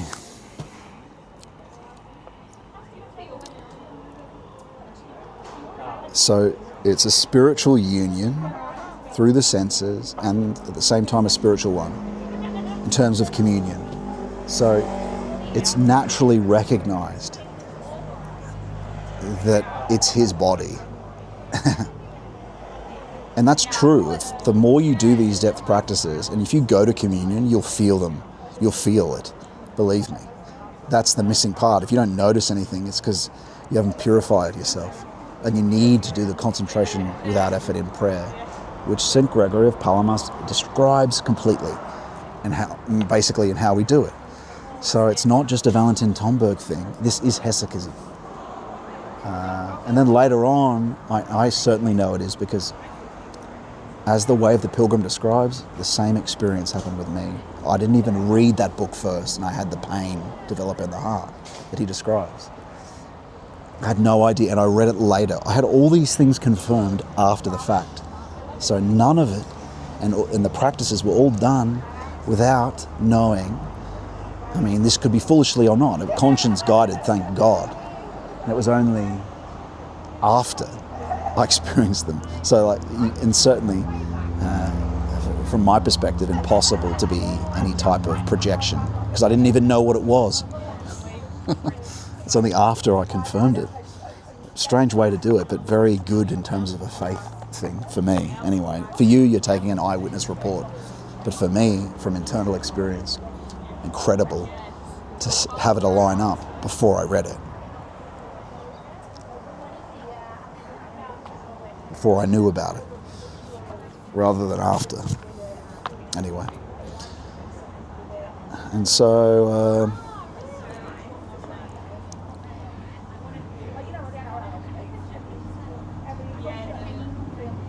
consciousness of the feeling soul, or is it the rational soul? I don't know. This guy's translated it. Sentient soul is feeling soul, I think, right? Was able to understand this union. The consciousness of the feeling soul was able to understand this union. For this, and we talked about that all today, so you should get a sense of what that is. Care, feeling, but divine feeling. For this soul could still conceive of the spirit as well as of matter, which were so close to the transition of the one into the other.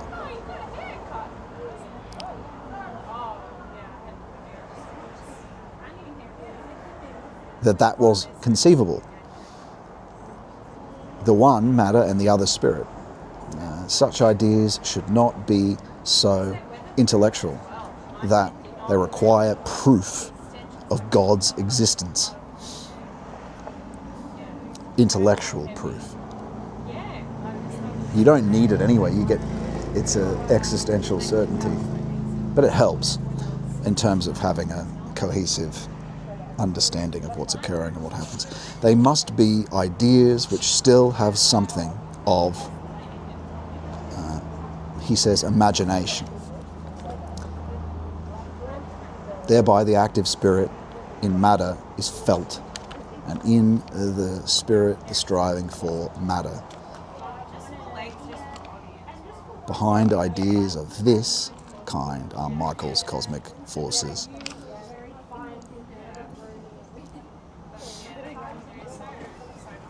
What he means, Gregory of Palamas says, St. Gregory of Palamas says that the image You imagine it is like the moon. You're here on earth looking up at the moon, and beyond that is the sun, which is Christ, the Holy Spirit. Think about that like the unconscious. Your earth, that's the conscious being that you see. Deeper in the unconscious, you reach the moon. But the moon, as we know, is only the reflection of the sun. And so that's what the imagination is. And so because it's further away from the sun, it's dirty. It's a faculty that can be taken by demons and used, and will be used against you. Like, don't be alarmed when blasphemous images are sent by your jokey, like your demonic, whatever, intelligence while you're praying or something, right? These things are tried, and the saints talk about it too. Whatever it might be, reproductive images or whatever. That's why we just reject it and go immediately back to what we are doing. If we're contemplating the passion or praying, just reject it. Because if you get worried about it, they've been more successful, right? The demons. And so, just reject it.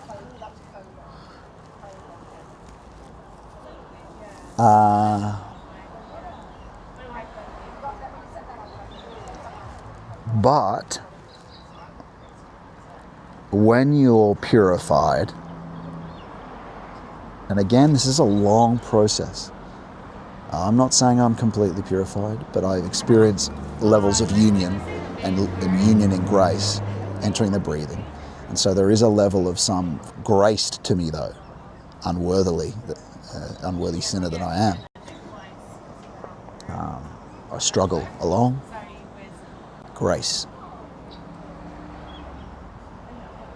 But there is union there. So those 3 cups of purification and illumination, union, do fill for me, but I'm not perfect. I haven't reached perfection. But there's levels of it, right? You can experience an element of union that isn't taken away. As the saints say, once you've been granted a certain level of virtue and you fall away, which I mentioned earlier happened to me with lust, reproductive, like just thinking I could look with impunity and it wouldn't, oh good, this is conquered now or something, right? And so, but what the saints say, and thank God, the Lord takes into account where you were.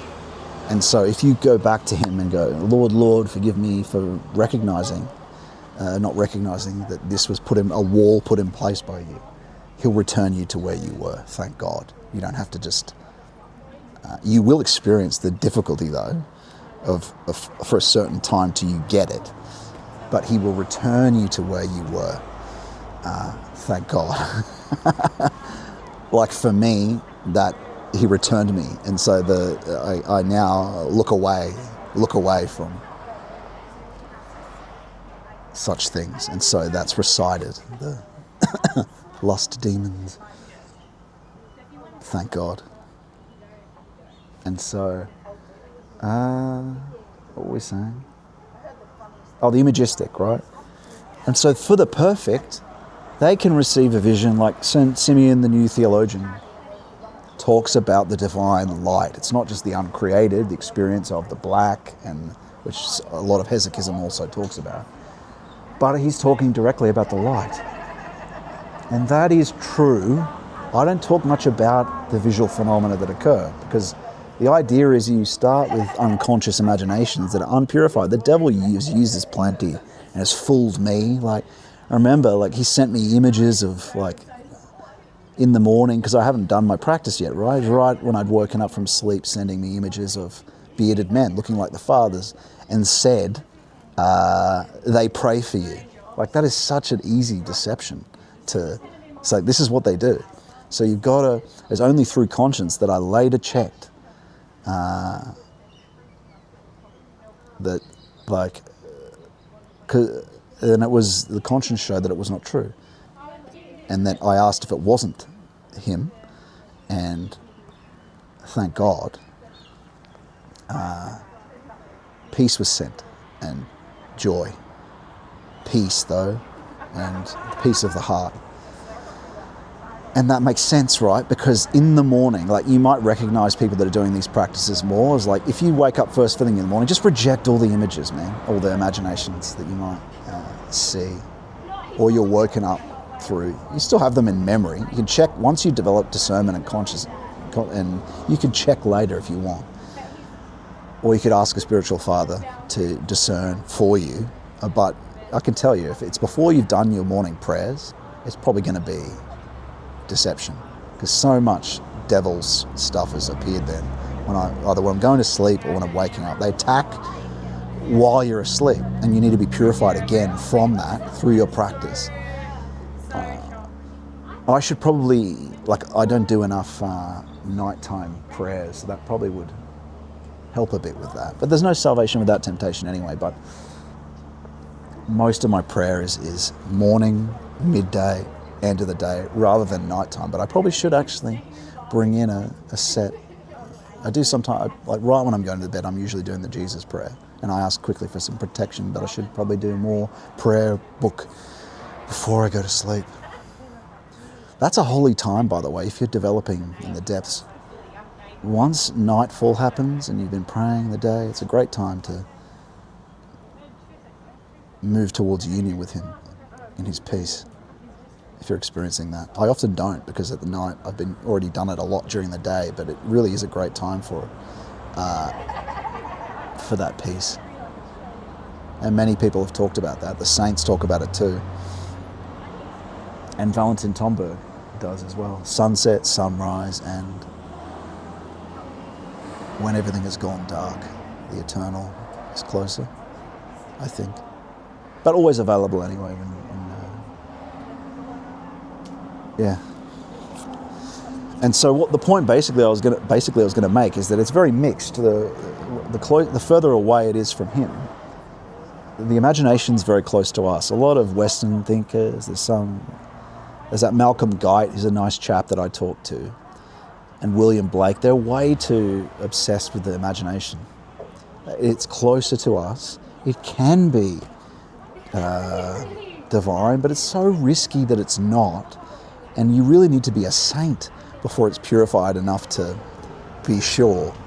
You really need to, even when you discern it and you get a discernment that's peace, and you've asked and you're getting that, you still need to be like, well, maybe it's still, maybe not, Leave it, write it down on your notes and say epistemic principle, not 100% certain, just leave it in the background there. Because, those imaginations that metaphor, it also aligns with psychology. It's the first thing that Carl Jung is engaging with.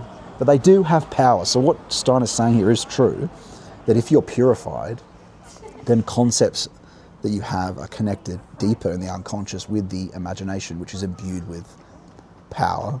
But deeper still than that is the uncreated energies, or what Western thinkers call emanation. That's fully clean stuff then. Like the zone of the false Holy Spirit is often tied up with imaginations. So it really does align with the esoteric theory and theology and the hesychists as well, to take care with the imaginations. So that's why I've always talked about it in a secondary manner, that if it comes along with the other stuff that's primary, the peace and truth of the heart, a miracle in facticity, at the same time as spiritual touch, then you go, okay, that image might be connected, is probably connected with, But if it's just like a voice and an image, and you're not feeling those things at the same time, well, there you go. You've got to be really careful. So, even so, we talked about that earlier today. Let's move on.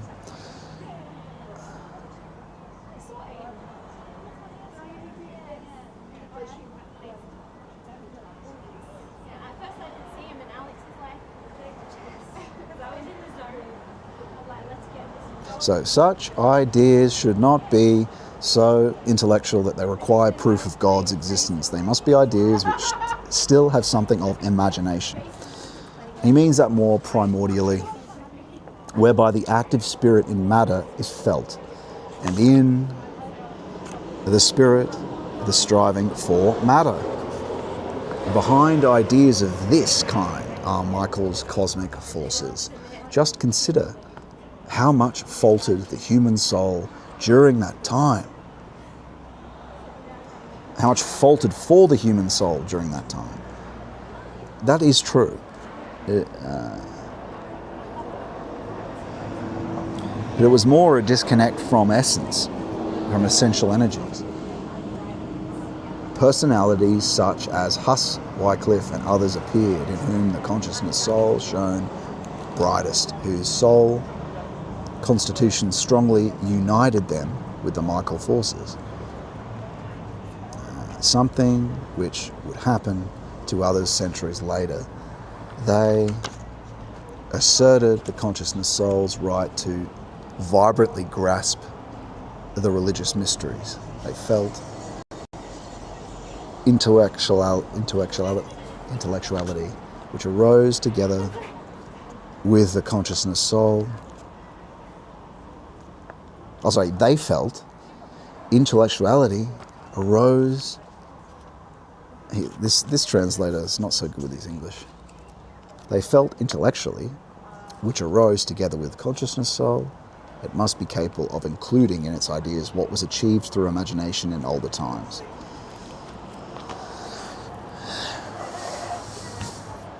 Yeah, they're basically saying that and that is true, in that primordial concepts have power. But you should say that it needs to align all the way up, like from the moon of imagination and that lower level unconscious, up to the hierarchies, and then uncreated energies, the deepest level of the unconscious, let's say. What's the time? Oh, okay, 5:20. How much longer do we have here?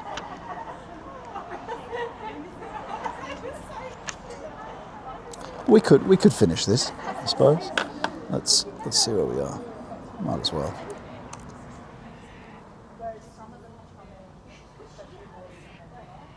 Oh, this stream's barely hanging in terms of data. Is it still coming through? Yeah, it looks like it.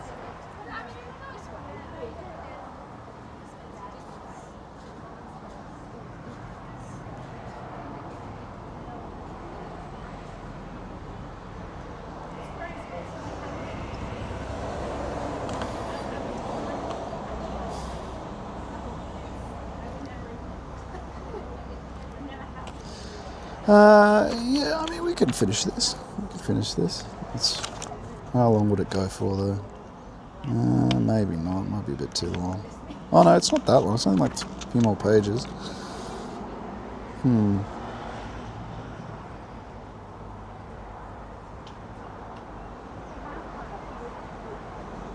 Oh, well, fuck it. I'll read it. Sorry, excuse my language. I'll read it. Yeah. Might as well try go for the right amount of time. Just get myself another drink here.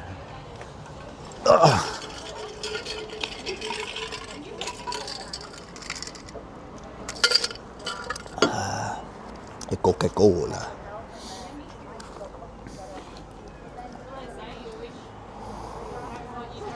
I might also log this into Discord in case we want to do a group segment at the end. Although, there doesn't seem to be much signal here.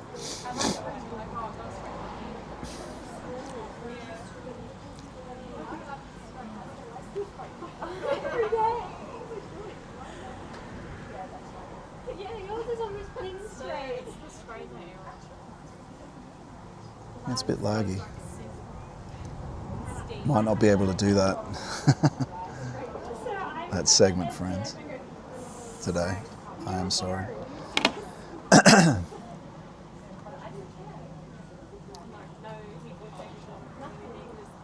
Yeah, look, okay, let's just shut that down for now. But this is still working, so let's continue. It's not much longer.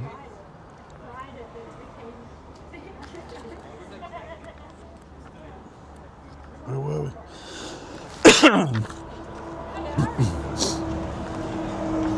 Where were we?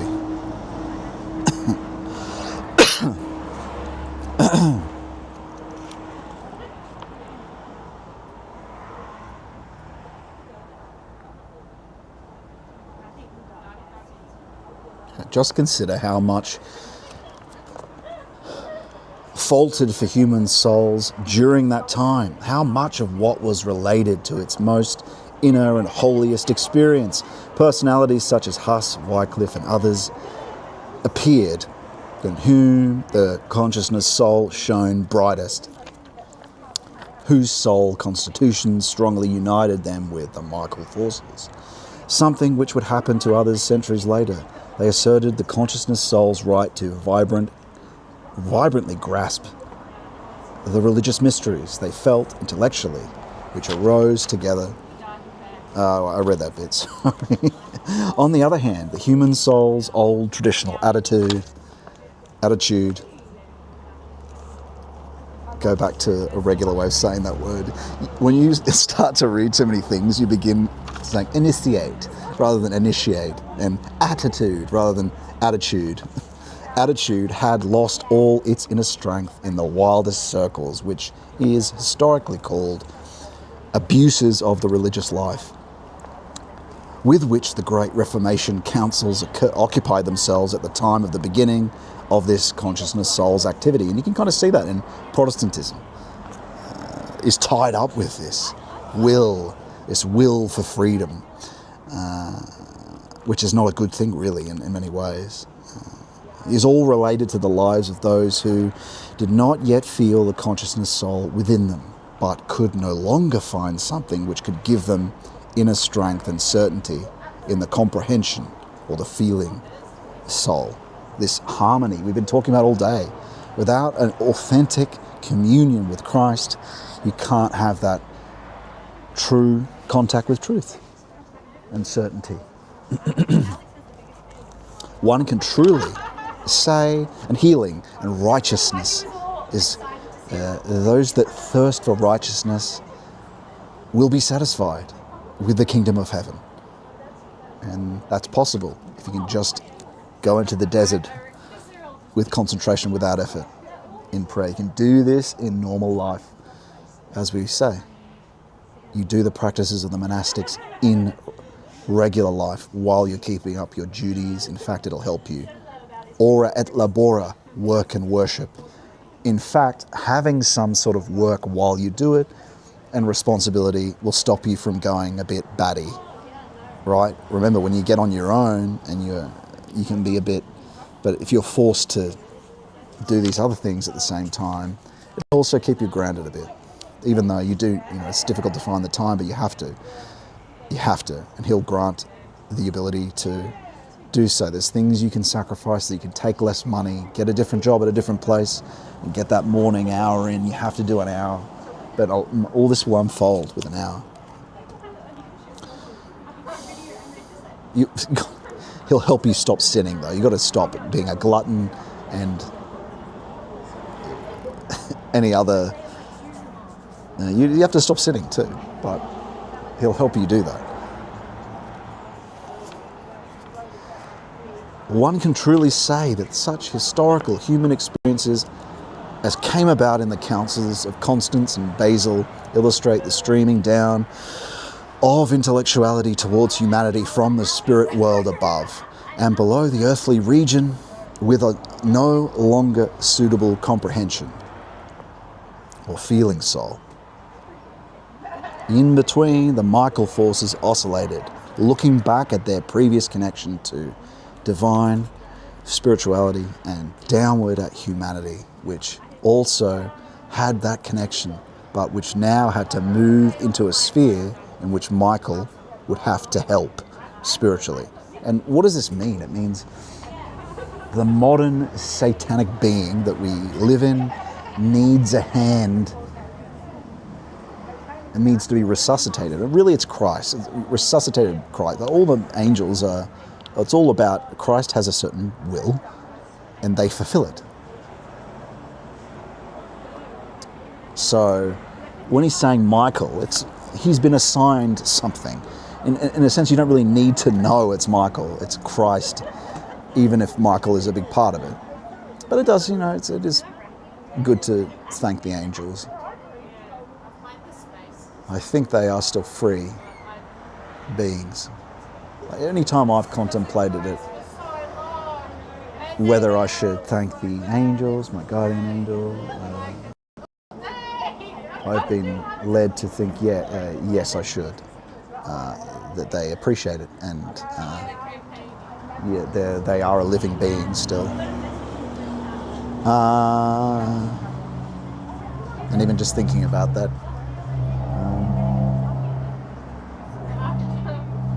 generates or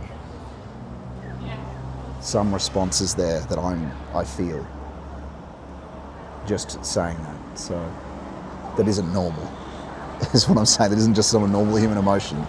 That they appreciate it and they show that.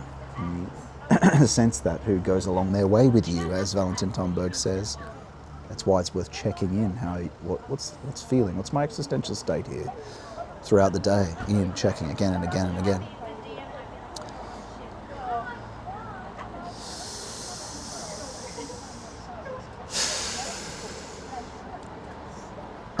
Just thinking, as there's people, there's like a marriage party around and people in makeup and all that. It's like, as the monastics say,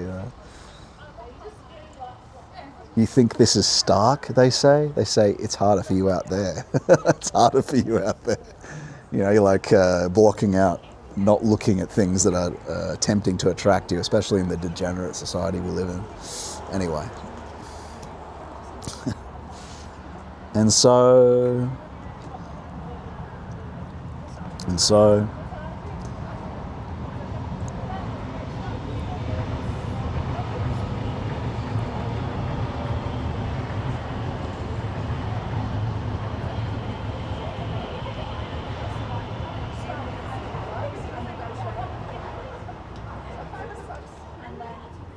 so, which also had this Michael, in between the Michael forces, oscillated, looking back at their previous connection with to divine spirituality and downward at humanity, which also had that connection, but which now had to move to a sphere in which Michael inwardly, Michael would have to help spiritually, although he was not yet able to inwardly unite with that sphere. In Michael's efforts, which aren't necessary in cosmic development or evolution, but which nevertheless are at first a disturbance of the equilibrium in the cosmos, is also the reason for what humanity experienced at the time in regard to the holiest truths. One looks deeply into the characteristics of that age by studying Cardinal Nicholas Corsanas. See references to him in my book, Mysticism and Modern Thought. His personality is like a signpost of the times. He wanted to enforce viewpoints which would not combat the physical world's evils with fanatical tendencies, but with common sense, to get the train of thought back on track. His actions at the Council of Basel and his church parish are evidence of this. Nicholas tended completely towards the evolutionary transition to the consciousness soul, and on the other hand, he revealed viewpoints which indicate the forces of Michael in shining armor. He included the old ideas, those which lead human minds towards the development of capacities for the perception of intelligences in the cosmos, when Michael still directed the universal intellectuality. The learned ignorance of which he spoke refers to what is beyond understanding through sense perception. That's true, right? That's what happened in modernity. We learned ignorant, we became ignorant and had a learned ignorance of the spirit, we just began to see material. The general collective human logos stopped seeing it, stopped believing it. Scientism took over.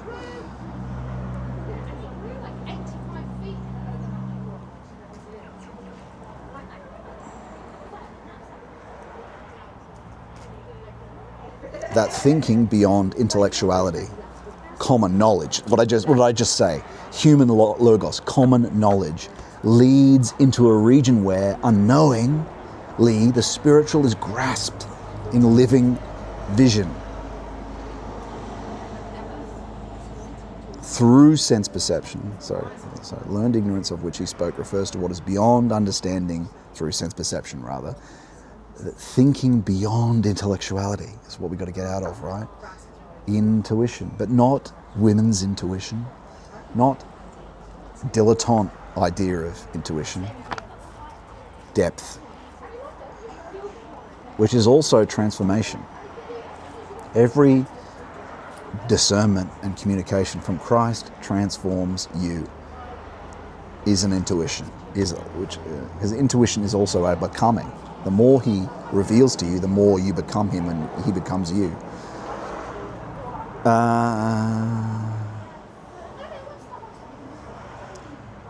So, thus, Nicholas is a person who, feeling the disturbance of cosmic equilibrium through Michael in his own soul, intuitively wanted to do everything possible to orient this disturbance towards the healing of humanity.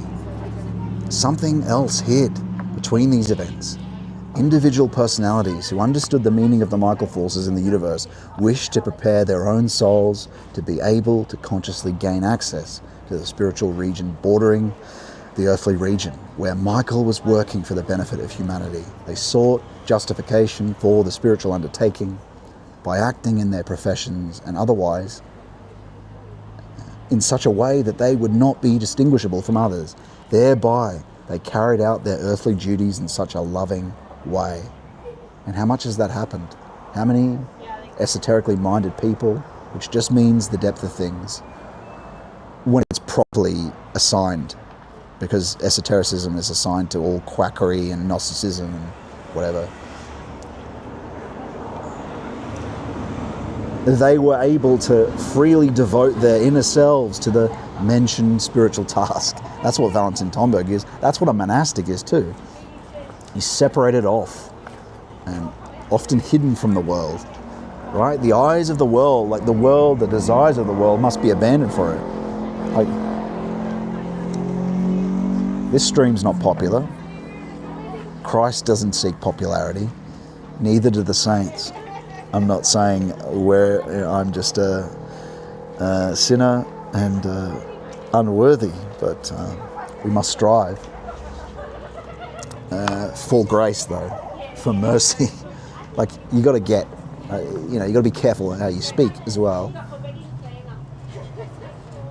You do your effort, you do your best, but you strive. But it's a growing recognition that it comes from him. At the same time, you put effort in, though. And so they sought justification from, where were we? From that standpoint, the secret standpoint,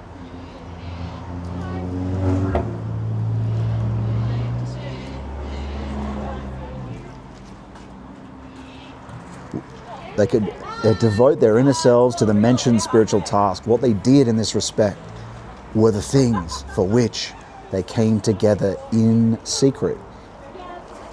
Gosh, he's saying in the spirit.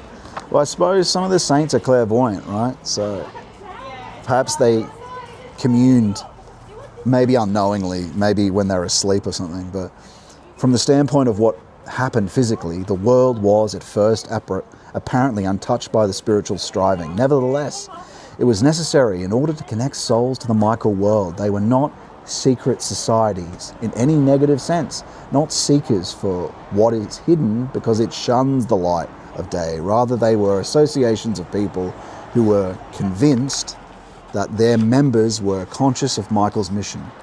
Therefore, they did not speak of their work in front of those who would only disturb their tasks due to lack of understanding. I don't know this group. I've never checked them out. Or these cardinals, or Cardinal Nicholas, is it? And some of these other people. I don't know how much they knew each other. Maybe just in the spirit. I don't know.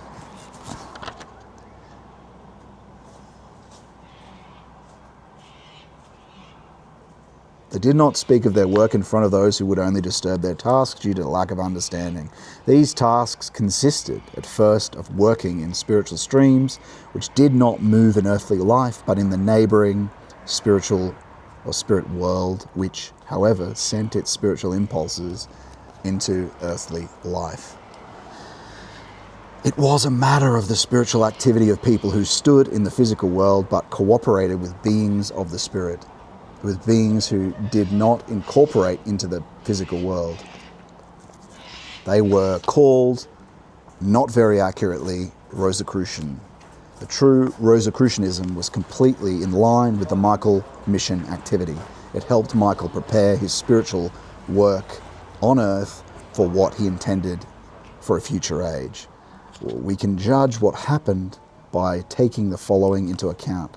The difficulty, rather the impossibility for Michael to enter human souls, was because he did not want to come in any way into contact with contemporary physical world. He wanted to remain in the force complex that existed for spirits of his kind and for humans in the past. Any contact with what man must come. And when he says in the past persists now with us. So when Michael's down there in the unconscious, the whole past persists in the unconscious. So that's what he means there.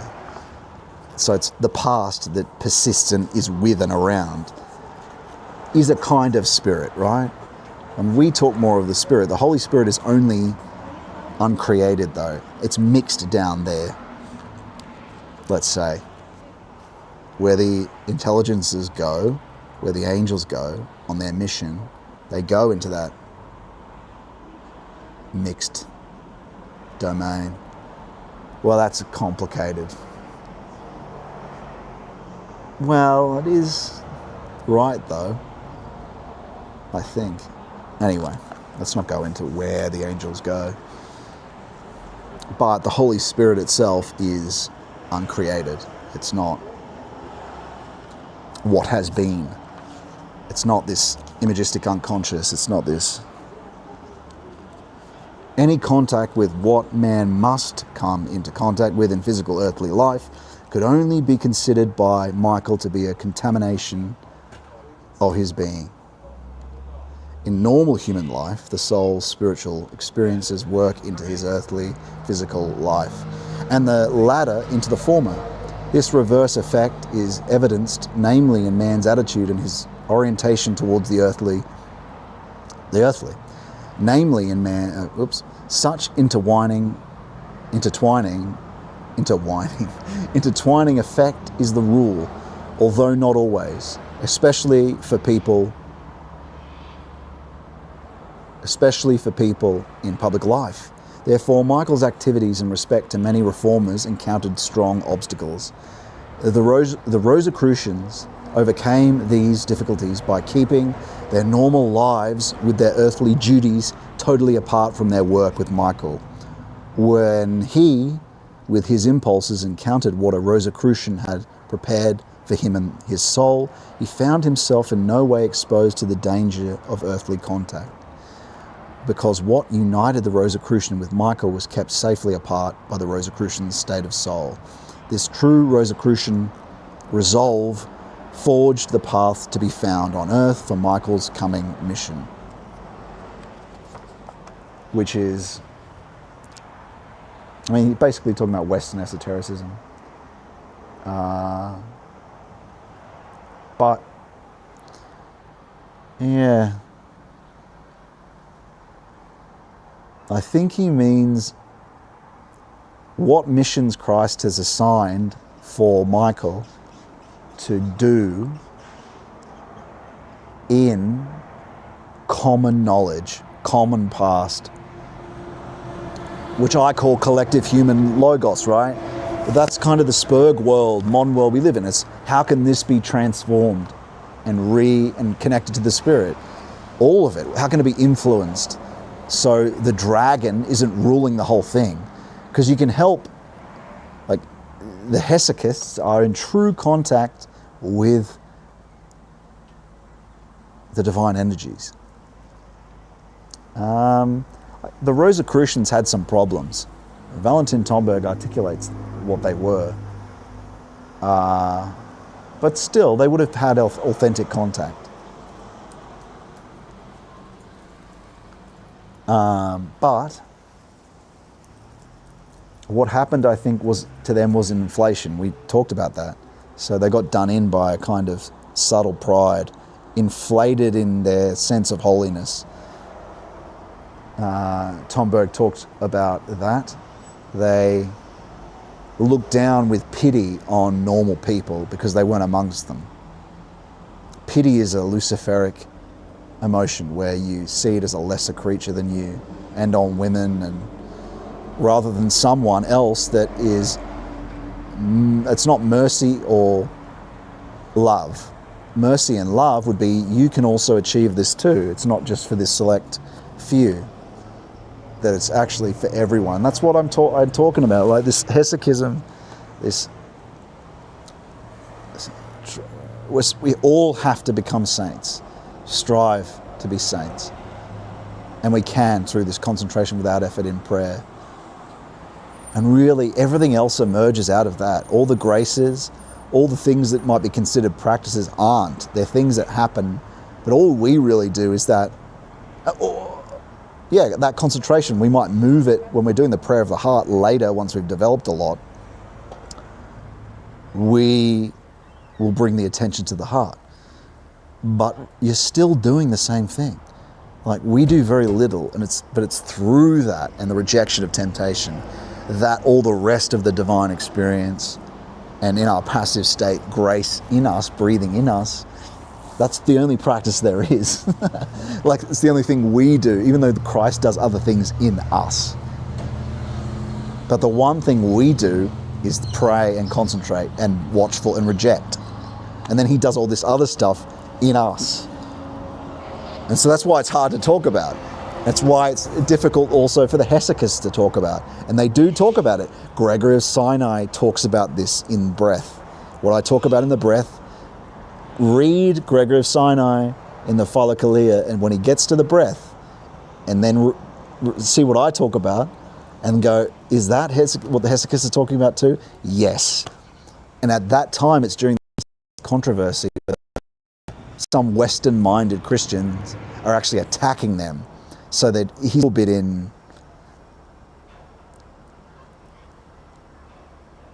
more subtly, quoting Paul, it's not I who live, but Christ who lives and acts in me.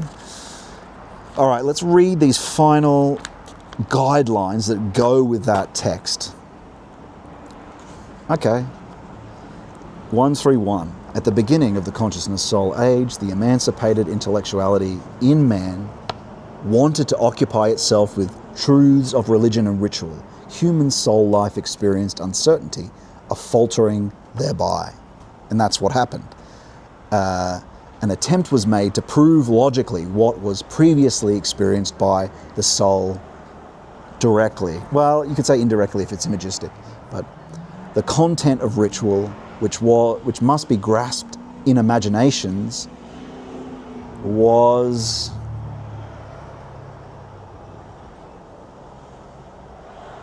to be grasped through logical conclusions, even conducted according to them. And isn't that so much what's happened? Is that people get locked up, they don't have the inner love and inner life, and they get locked into just performing this museum ritual. No, it's true what's happening. It's a living, loving, spiritual happening that's going on. And you have to convert into this through concentration without effort in prayer, and that will awaken. But he says, imagistically, I don't think that's must be grasped in imaginations. No, I think for me, it's more essential. It's felt as spiritual touch in the heart, which is more essential. Even though there might be imaginations connected to that, it's actually felt more essentially closer to inspiration and intuition, not imagistic. So no, maybe that might, if it was some sort of purified somehow imagination, but the person experiencing them would have to be closer to perfect, right? Otherwise it's the other things that are reliable. And so, like I said, through this process, if you go through this process and you put the time in and ask for the Lord's mercy, and 2 other people have been granted the deeper experiences. So it's not just me. 4 people. 3 people. And those people are, and they're the only people that have actually consistently for a long period of time done the hour, right? So it's everyone who's done do it for an hour and going through the same experience. So it's not just like, oh, it's just this tiny percentage. It's everyone. But it's like, oh, of course, other people struggle and they want to do more, and they're getting there. But I'm just saying that if you do put the time in, it is granted. Of course, sorrow and joy. It's rejecting temptation every morning and being purified. But the point is, and through that, if you go to a liturgy and you're praying at that time, you will experience the essential power of, and how truly it is His body and blood. And you'll experience it spiritually. And so, yeah. And that's how I recognized it was, wow, this really is true. Like I experienced communion. I've been to liturgy. But it was just a liturgy. It was just a ritual when I first went to the Divine Liturgy. It was only after long hesychistic practices that I returned and went, holy moly. The more you're purified is the more you see. So that's the issue if you don't see or feel anything. That being said, it's not perfect, because you can go into a social situation, the devil will send, like the devil still would, like you go in, like I pray the Jesus prayer through the whole liturgy, and usually my eyes are closed for most of it, but I'm feeling things that are coming from the liturgy. Spiritual touch and other, it's definitely, it's holy.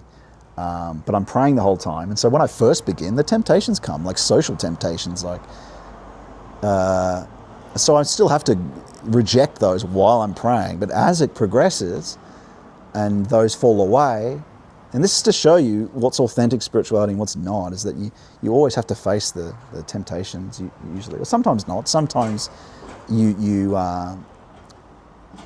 can be graced with a peace and from the demons to experience something. But it's good that happens, because it's repenting continuously and repenting sin and asking for forgiveness, keeping purified through His grace and making small, slow progress. Like you do have to make progress. You can't just keep going back and like it's a mechanism.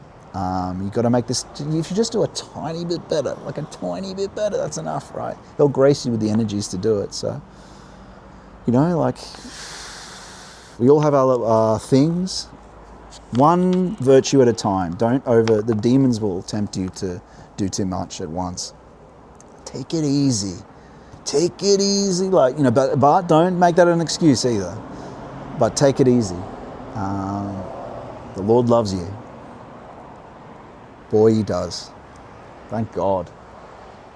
As I always say, thank God it's true. Thank God it's true, man.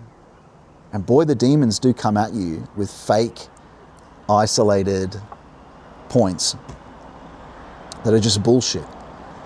And for a moment you might go, whoa, whoa, and then you consider it later in the grand scheme of everything that's happened, and also of understanding, right? And it doesn't hold up.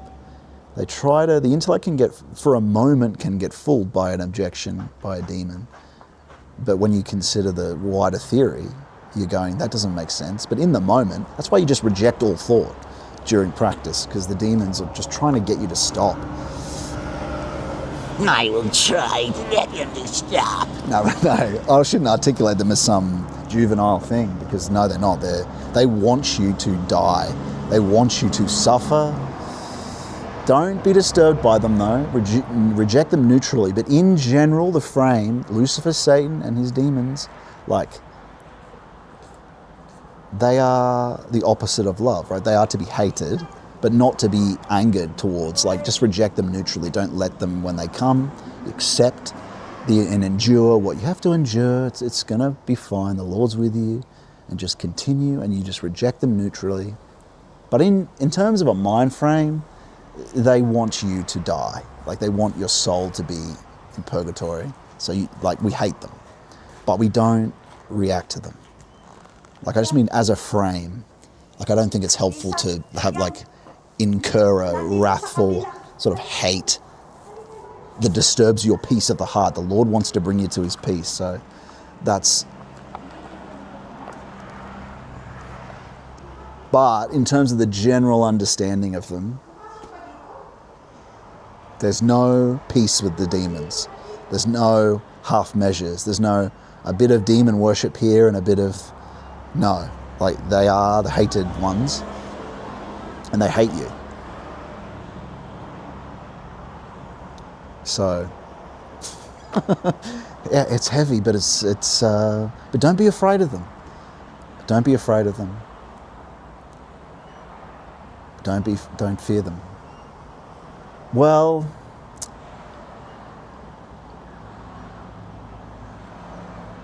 don't let them upset you. Do be careful knowing that they are a threat. So, yeah, fear them in the sense, but don't be afraid of them. With Christ is always with you, but do understand that they're a threat to you. So, it's not like the little temptations, accepting the little temptations as trifles. Oh, it's just a trifle. It's just this. It's a trifle. I'll have a little more jelly. Something like that. Little by little, And this is all advice for me too, right? It's not...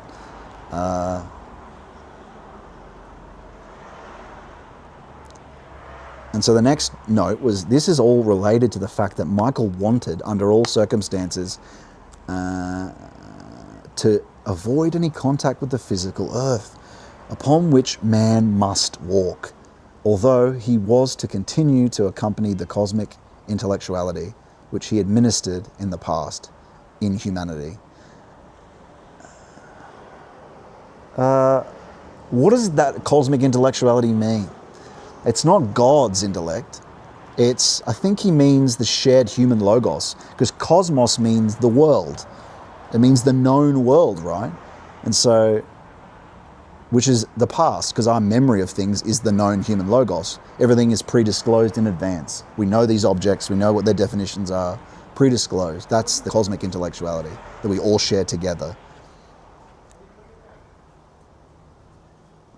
It's a collective logo, like Aristotle talks about. The word is a collective. We emerge out of the word. That's not the Christ, though. Like, we ultimately emerge out of the word, but Christ, though. Like, Christ's word, as St. Palamas and other saints talk about in the Father Clear, it's deeper than this human word. It's essential. You don't see it. It's a cause early, but you don't see it, right? You have to become essential to see it. It is not, like, it's not a thing of nature. It's uncreated energy. And so, although he was to continue to accompany this cosmic intellectuality, which he administered in the past in humanity, thereby, through the Michael forces, a disturbance occurred in cosmic equilibrium, which was necessary for the continuation of world evolution. So Michael used to administer this intellectuality back in the, Hebrew times, back in the day, such a casual way of talking about it. Back in the day, in ancient times. And so that thought was way more purified. Think about it, the collective human knowing since Hellenic times, the academy, everything is Hellenized in terms of Greek metaphysics, which is sort of a corrupted pagan metaphysics. It's really not Christianized, and science comes out of that, and it's Satanized. In terms of what I mean by Satan there is that the minor satanic demons are in print. They're in any crystallization of language. Language and its genus had an intelligence that we participated in that was a creative, flexible force, and it's become a dead. We can still bring life to it, but it's, wow, it's foggy out there. I don't know what that is. I'll bring the camera to have a look at before we finish the stream, but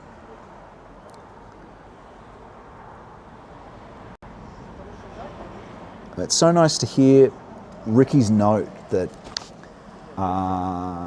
it's not me though, it's the Lord. That it brings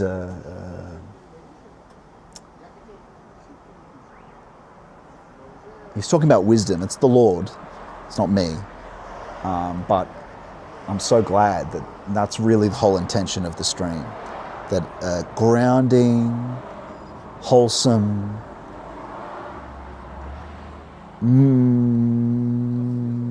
loving, creative, full of life, being, clean, yet full of life, but grounding and protected like the Lord. You know, that's what his wisdom brings, right?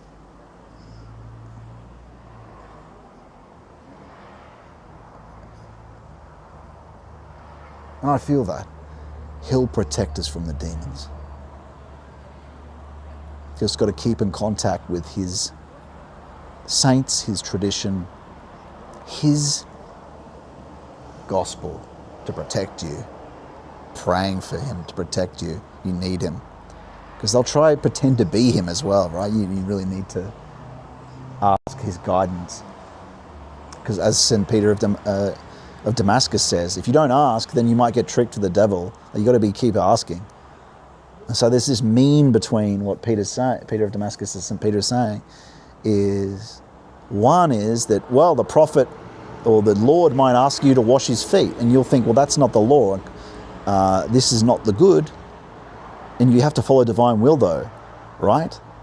That's on one end. So you've got to find this mean between, well, what if it's the devil, but also there are some things which are anti-worldly, anti-calculative, also that are a negotiation between moral duties to your parents, but then also duties to Christ that he might guide you to, right? And so this is where you need that truth criterion, bearing fruits, and the saints help understand that, but it's been more articulated and put into form by Valentin Tomberg, and also I made a small contribution to, well, did I?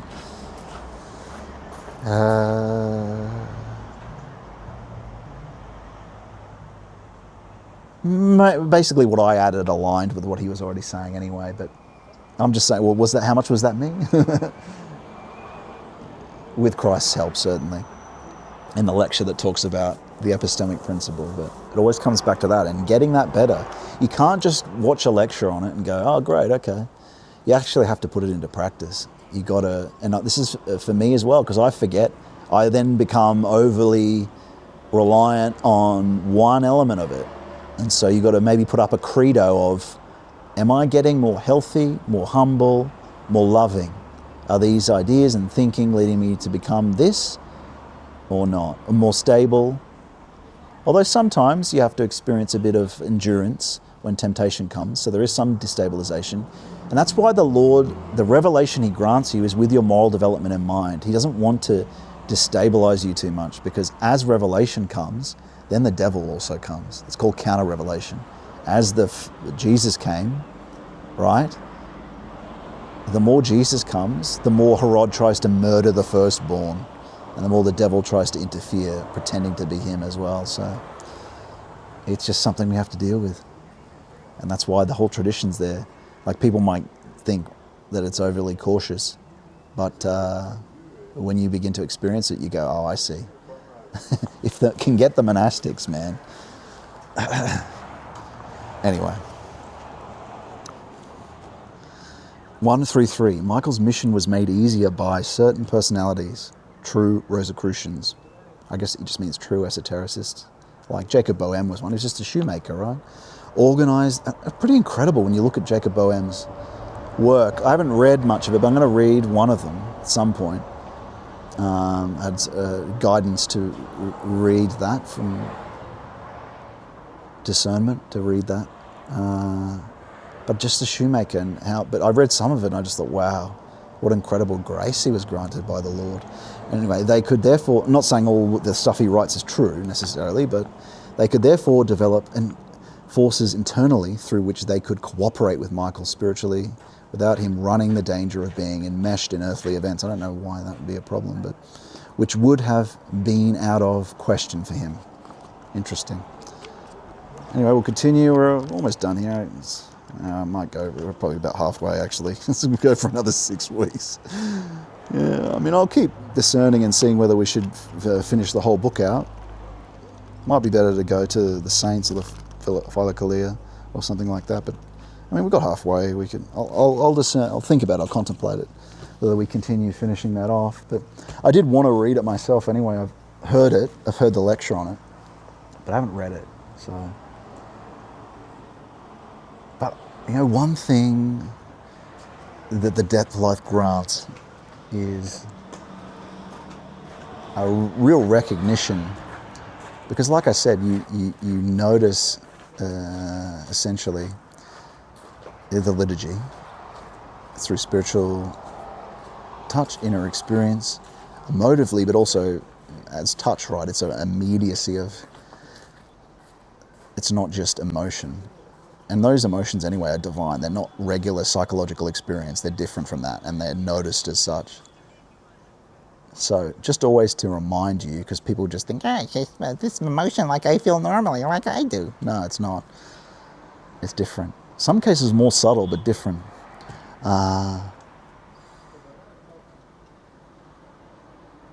But through that you also, like I've said, the church triumphant becomes a real living thing, noticed emotively, like not seen imagistically. Although maybe for the perfected, that's fine. But for me, I've always just keep the imagistic. Like I said, a spiritual deception was sent recently to me of when I woke up. You know, a few bearded gentlemen. I could barely see it though. Like when I see stuff, it's sort of. I have had visual experiences before where it's a very clear vision. It's like it's as Valentin talks about, it's dropping into completely passive. It's being in a sleep mode. I'm deactivated, but then there's like an the active imagination, and sometimes that aligns with what's happening in depth practice. But usually you're going to the 0 point. It's going to like black, and maybe it's more reliable after the end of practice, after you've been to black. But it's just not something, or dark. But it's always something I've put to the side. You don't, it's not worth it. It's the other things you experience are way more primary and reliable. So and a few of the gentlemen, they did that, and it was way safer for them to do that. Just forget it. And then they notice stuff later, but just put it to the side. You don't just take it as, I don't know what that, you'll make pattern recognition anyway and think, oh, that looks familiar to this, but just take it all as possible spiritual deception. Just leave it to the side. It's the other experiences you're seeking, the divine fire, divine light, right? It's the warmth of the heart. Mourning first, rejected temptation first, and then grace comes. And over a long period of time, starts at the very end of your hour, near the end. So you can see there's a continuity that you're being purified first. And it's like the master. When he rejects the temptations of the devil, then the angels administer to him in the desert. So too is it with you and your concentration. You reject the temptations first. So you've got to make sure these things follow that pattern. But if it happens later in the day, if you've done your morning practice, there is a certain amount you've been purified. So there is a degree to which that helps throughout the rest of the day. That being said, Just because you do that doesn't mean it's, the devil has sent plenty of lies to me after, even though I've done morning practice. Because, I'm not certain actually. So in terms of just because you do the morning practice doesn't mean the devil isn't going to interfere during the day. But it is certainly better. And what I do know is you wake up worse off than you went to sleep, because that's where you usually get attacks of like lust or dreams. You'll remember a tiny bit of it when you wake up, right? So you should be thankful that you were asleep, that you're happening. You're not sinning because you're not conscious, but you can tell the demons are doing things that need to be purified, and that wonderful, the Lord washes your feet in that concentration that you're doing. But what I was getting to was that you do notice subtle things with your icons and venerating Michael, venerating the church fathers, and really feeling, I feel it in my heart now.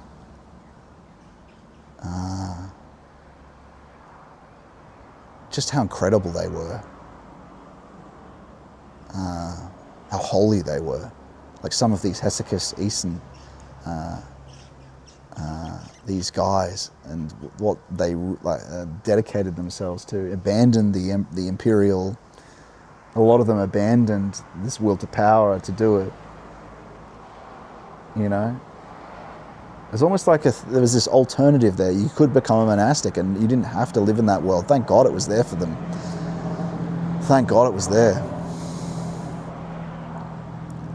Like Gregory of Palamas's whole family, after he was this deep, not only was he theoretically graced and gifted, which we should all strive for, a comprehensive understanding of the deep mystic, because you can't be a theologian unless you have the depth of hesychism and mysticism, and that's what he had. He experienced it and knew it. That's what Simeon or Simon, the new theologian, had. New theologian means new contact with the mystic ground of Christ and the uncreated energies,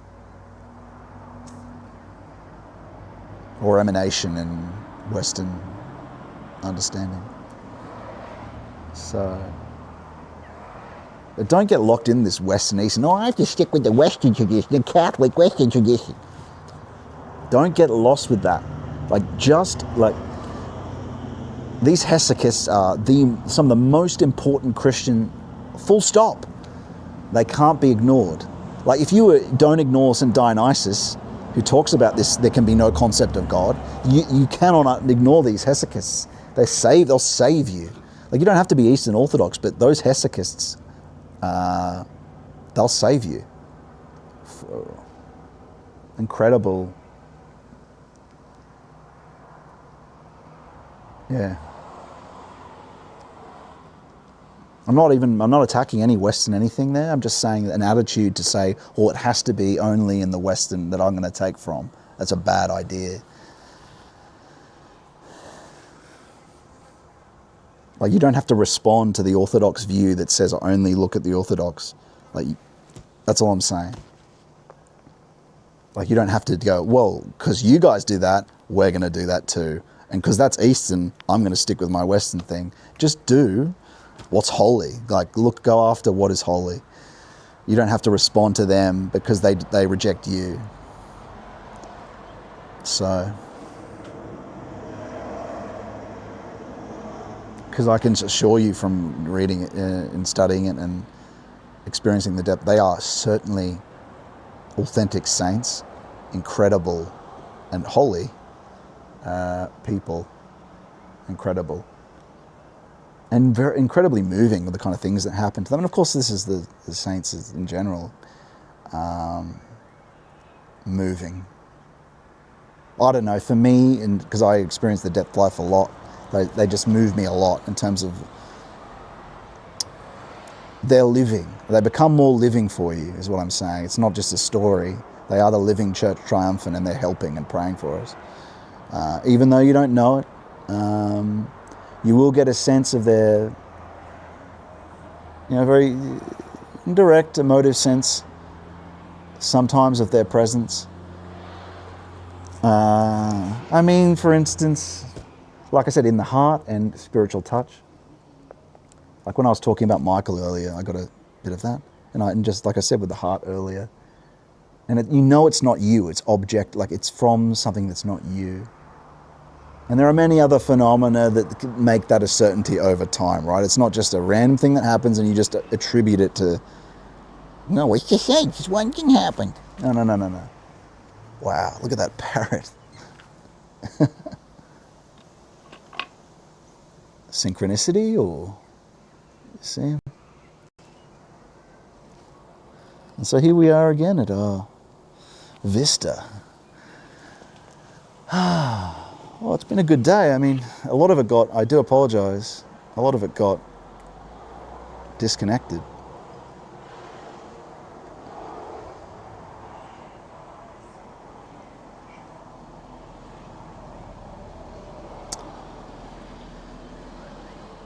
But I'm glad to be here. Chris Doak says, lovely view.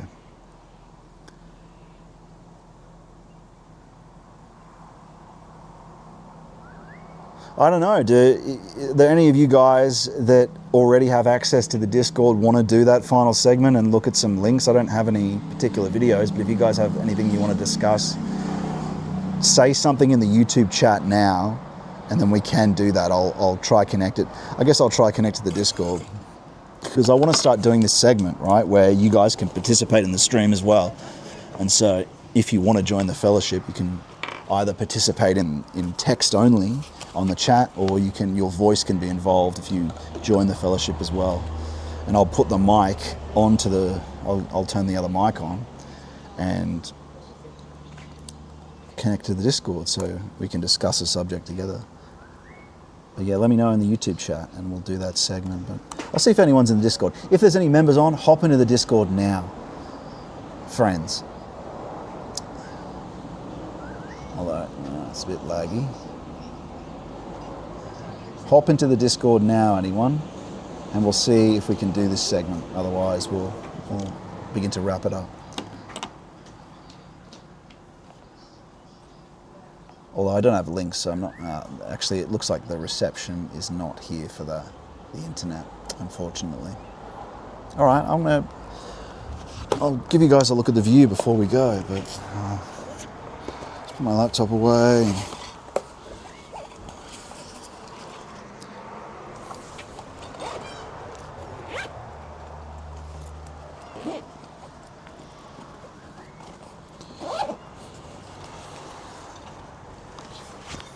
All right. Wow, it's so foggy out there. Put this on charge.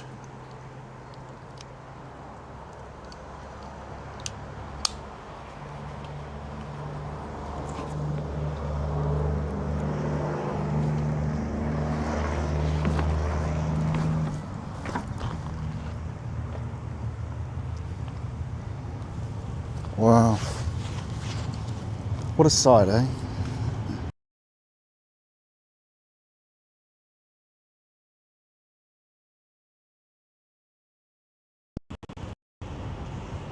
Look at that.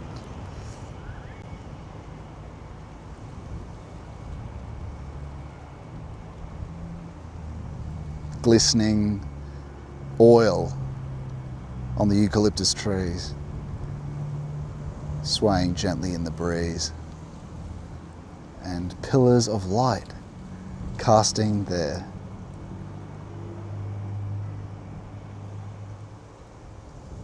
bounded brilliance into the valley. Yeah. What a day it's been. We've been here before a few times, actually. I didn't expect to be back here, but thanks for joining. Bring this to a close and I'll see you guys next week. We'll go somewhere where it's cooler and I'll get on that Stairmaster so my conditioning's a bit better. But it was mostly because of the heat, but I'll get back to that gym because I've lost a bit of the muscle on the legs, I think, from stopping the Stairmaster.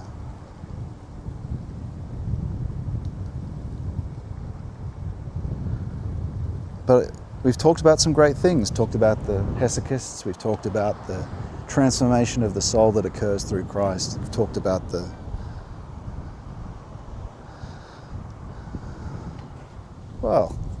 spiritual deception, but also the wholesome life, salvation, peace after overcoming through Christ's help temptation that's open and possible for us. And I tell you, I would not want to for anything go back to, not for any amount of money, because with money it just becomes Satan. It doesn't give you, anything. We don't rely on money and, it'll be for my retirement. I get it. It's the modern fear, but it's nothing, because you're going to die soon, friend. You might die tomorrow. Remember this. You are going to die. You're dying now. And do you want that walk through the gate to be, you're already there anyway, to a degree. You've already experienced and you're in close union with him? Or do you want it to be shock? Because that's what it feels like to the unpurified, right? The state of eternal distance. That's what God's love feels like to those that are not, don't experience union. You want to die before you die. So you're already in union with him, and you go into hesychism, and then you simply don't come back after the hesychism. And so you already would have been there a million times. That's what you want. Because that money's going to get you nothing but comfort. Yeah, it does things, but the Lord provides and protects you. In modernity, capital is your God, because you rely on it, not him. It's very difficult to slowly make him your only reliance. And there's a lot of push to fear because of the money question. But that's the test. It's not like you're being forced through this test, but it's just how it is. You have that is Satan. You have to overcome the worship of money as the solution and savior to your problems. Like I saw people going today into buy lotto tickets. That's their hope. Do you see how that's their hope? They're hoping in the lotto, not hoping in Christ, not for more money. They hope in Christ for where you could go. That doesn't mean it's going to give you riches, but divine riches, and to help you and release you from your false desires for things. But he will provide for you, so you have enough. But money creates problems as well, right? Like, there's no salvation for Peter Thiel because he won't even do these practices. And because the temptation is so great to use this money that he's got to extend his power. So, he is dialed in, even though he reads Christian texts, he's dialed into the Antichrist. That is the technical, part of the technical being of Antichrist. So, yeah.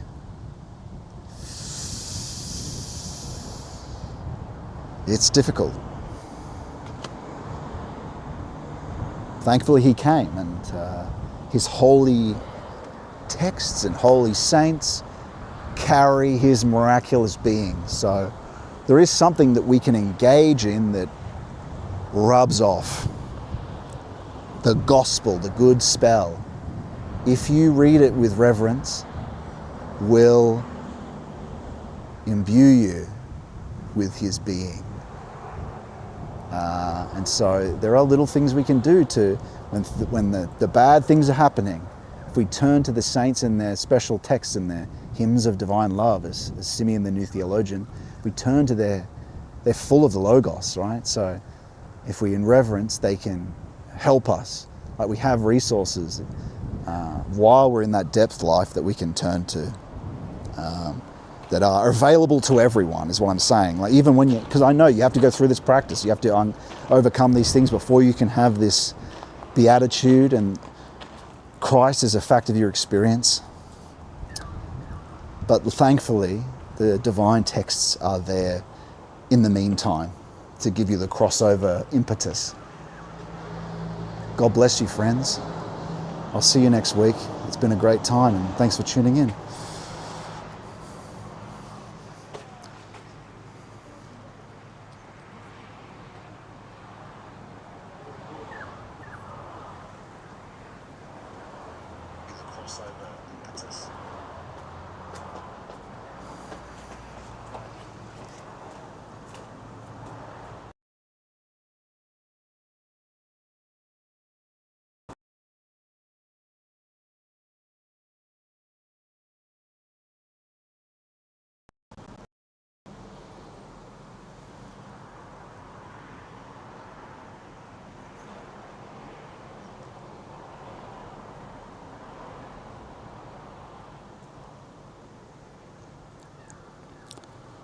Hello, friend.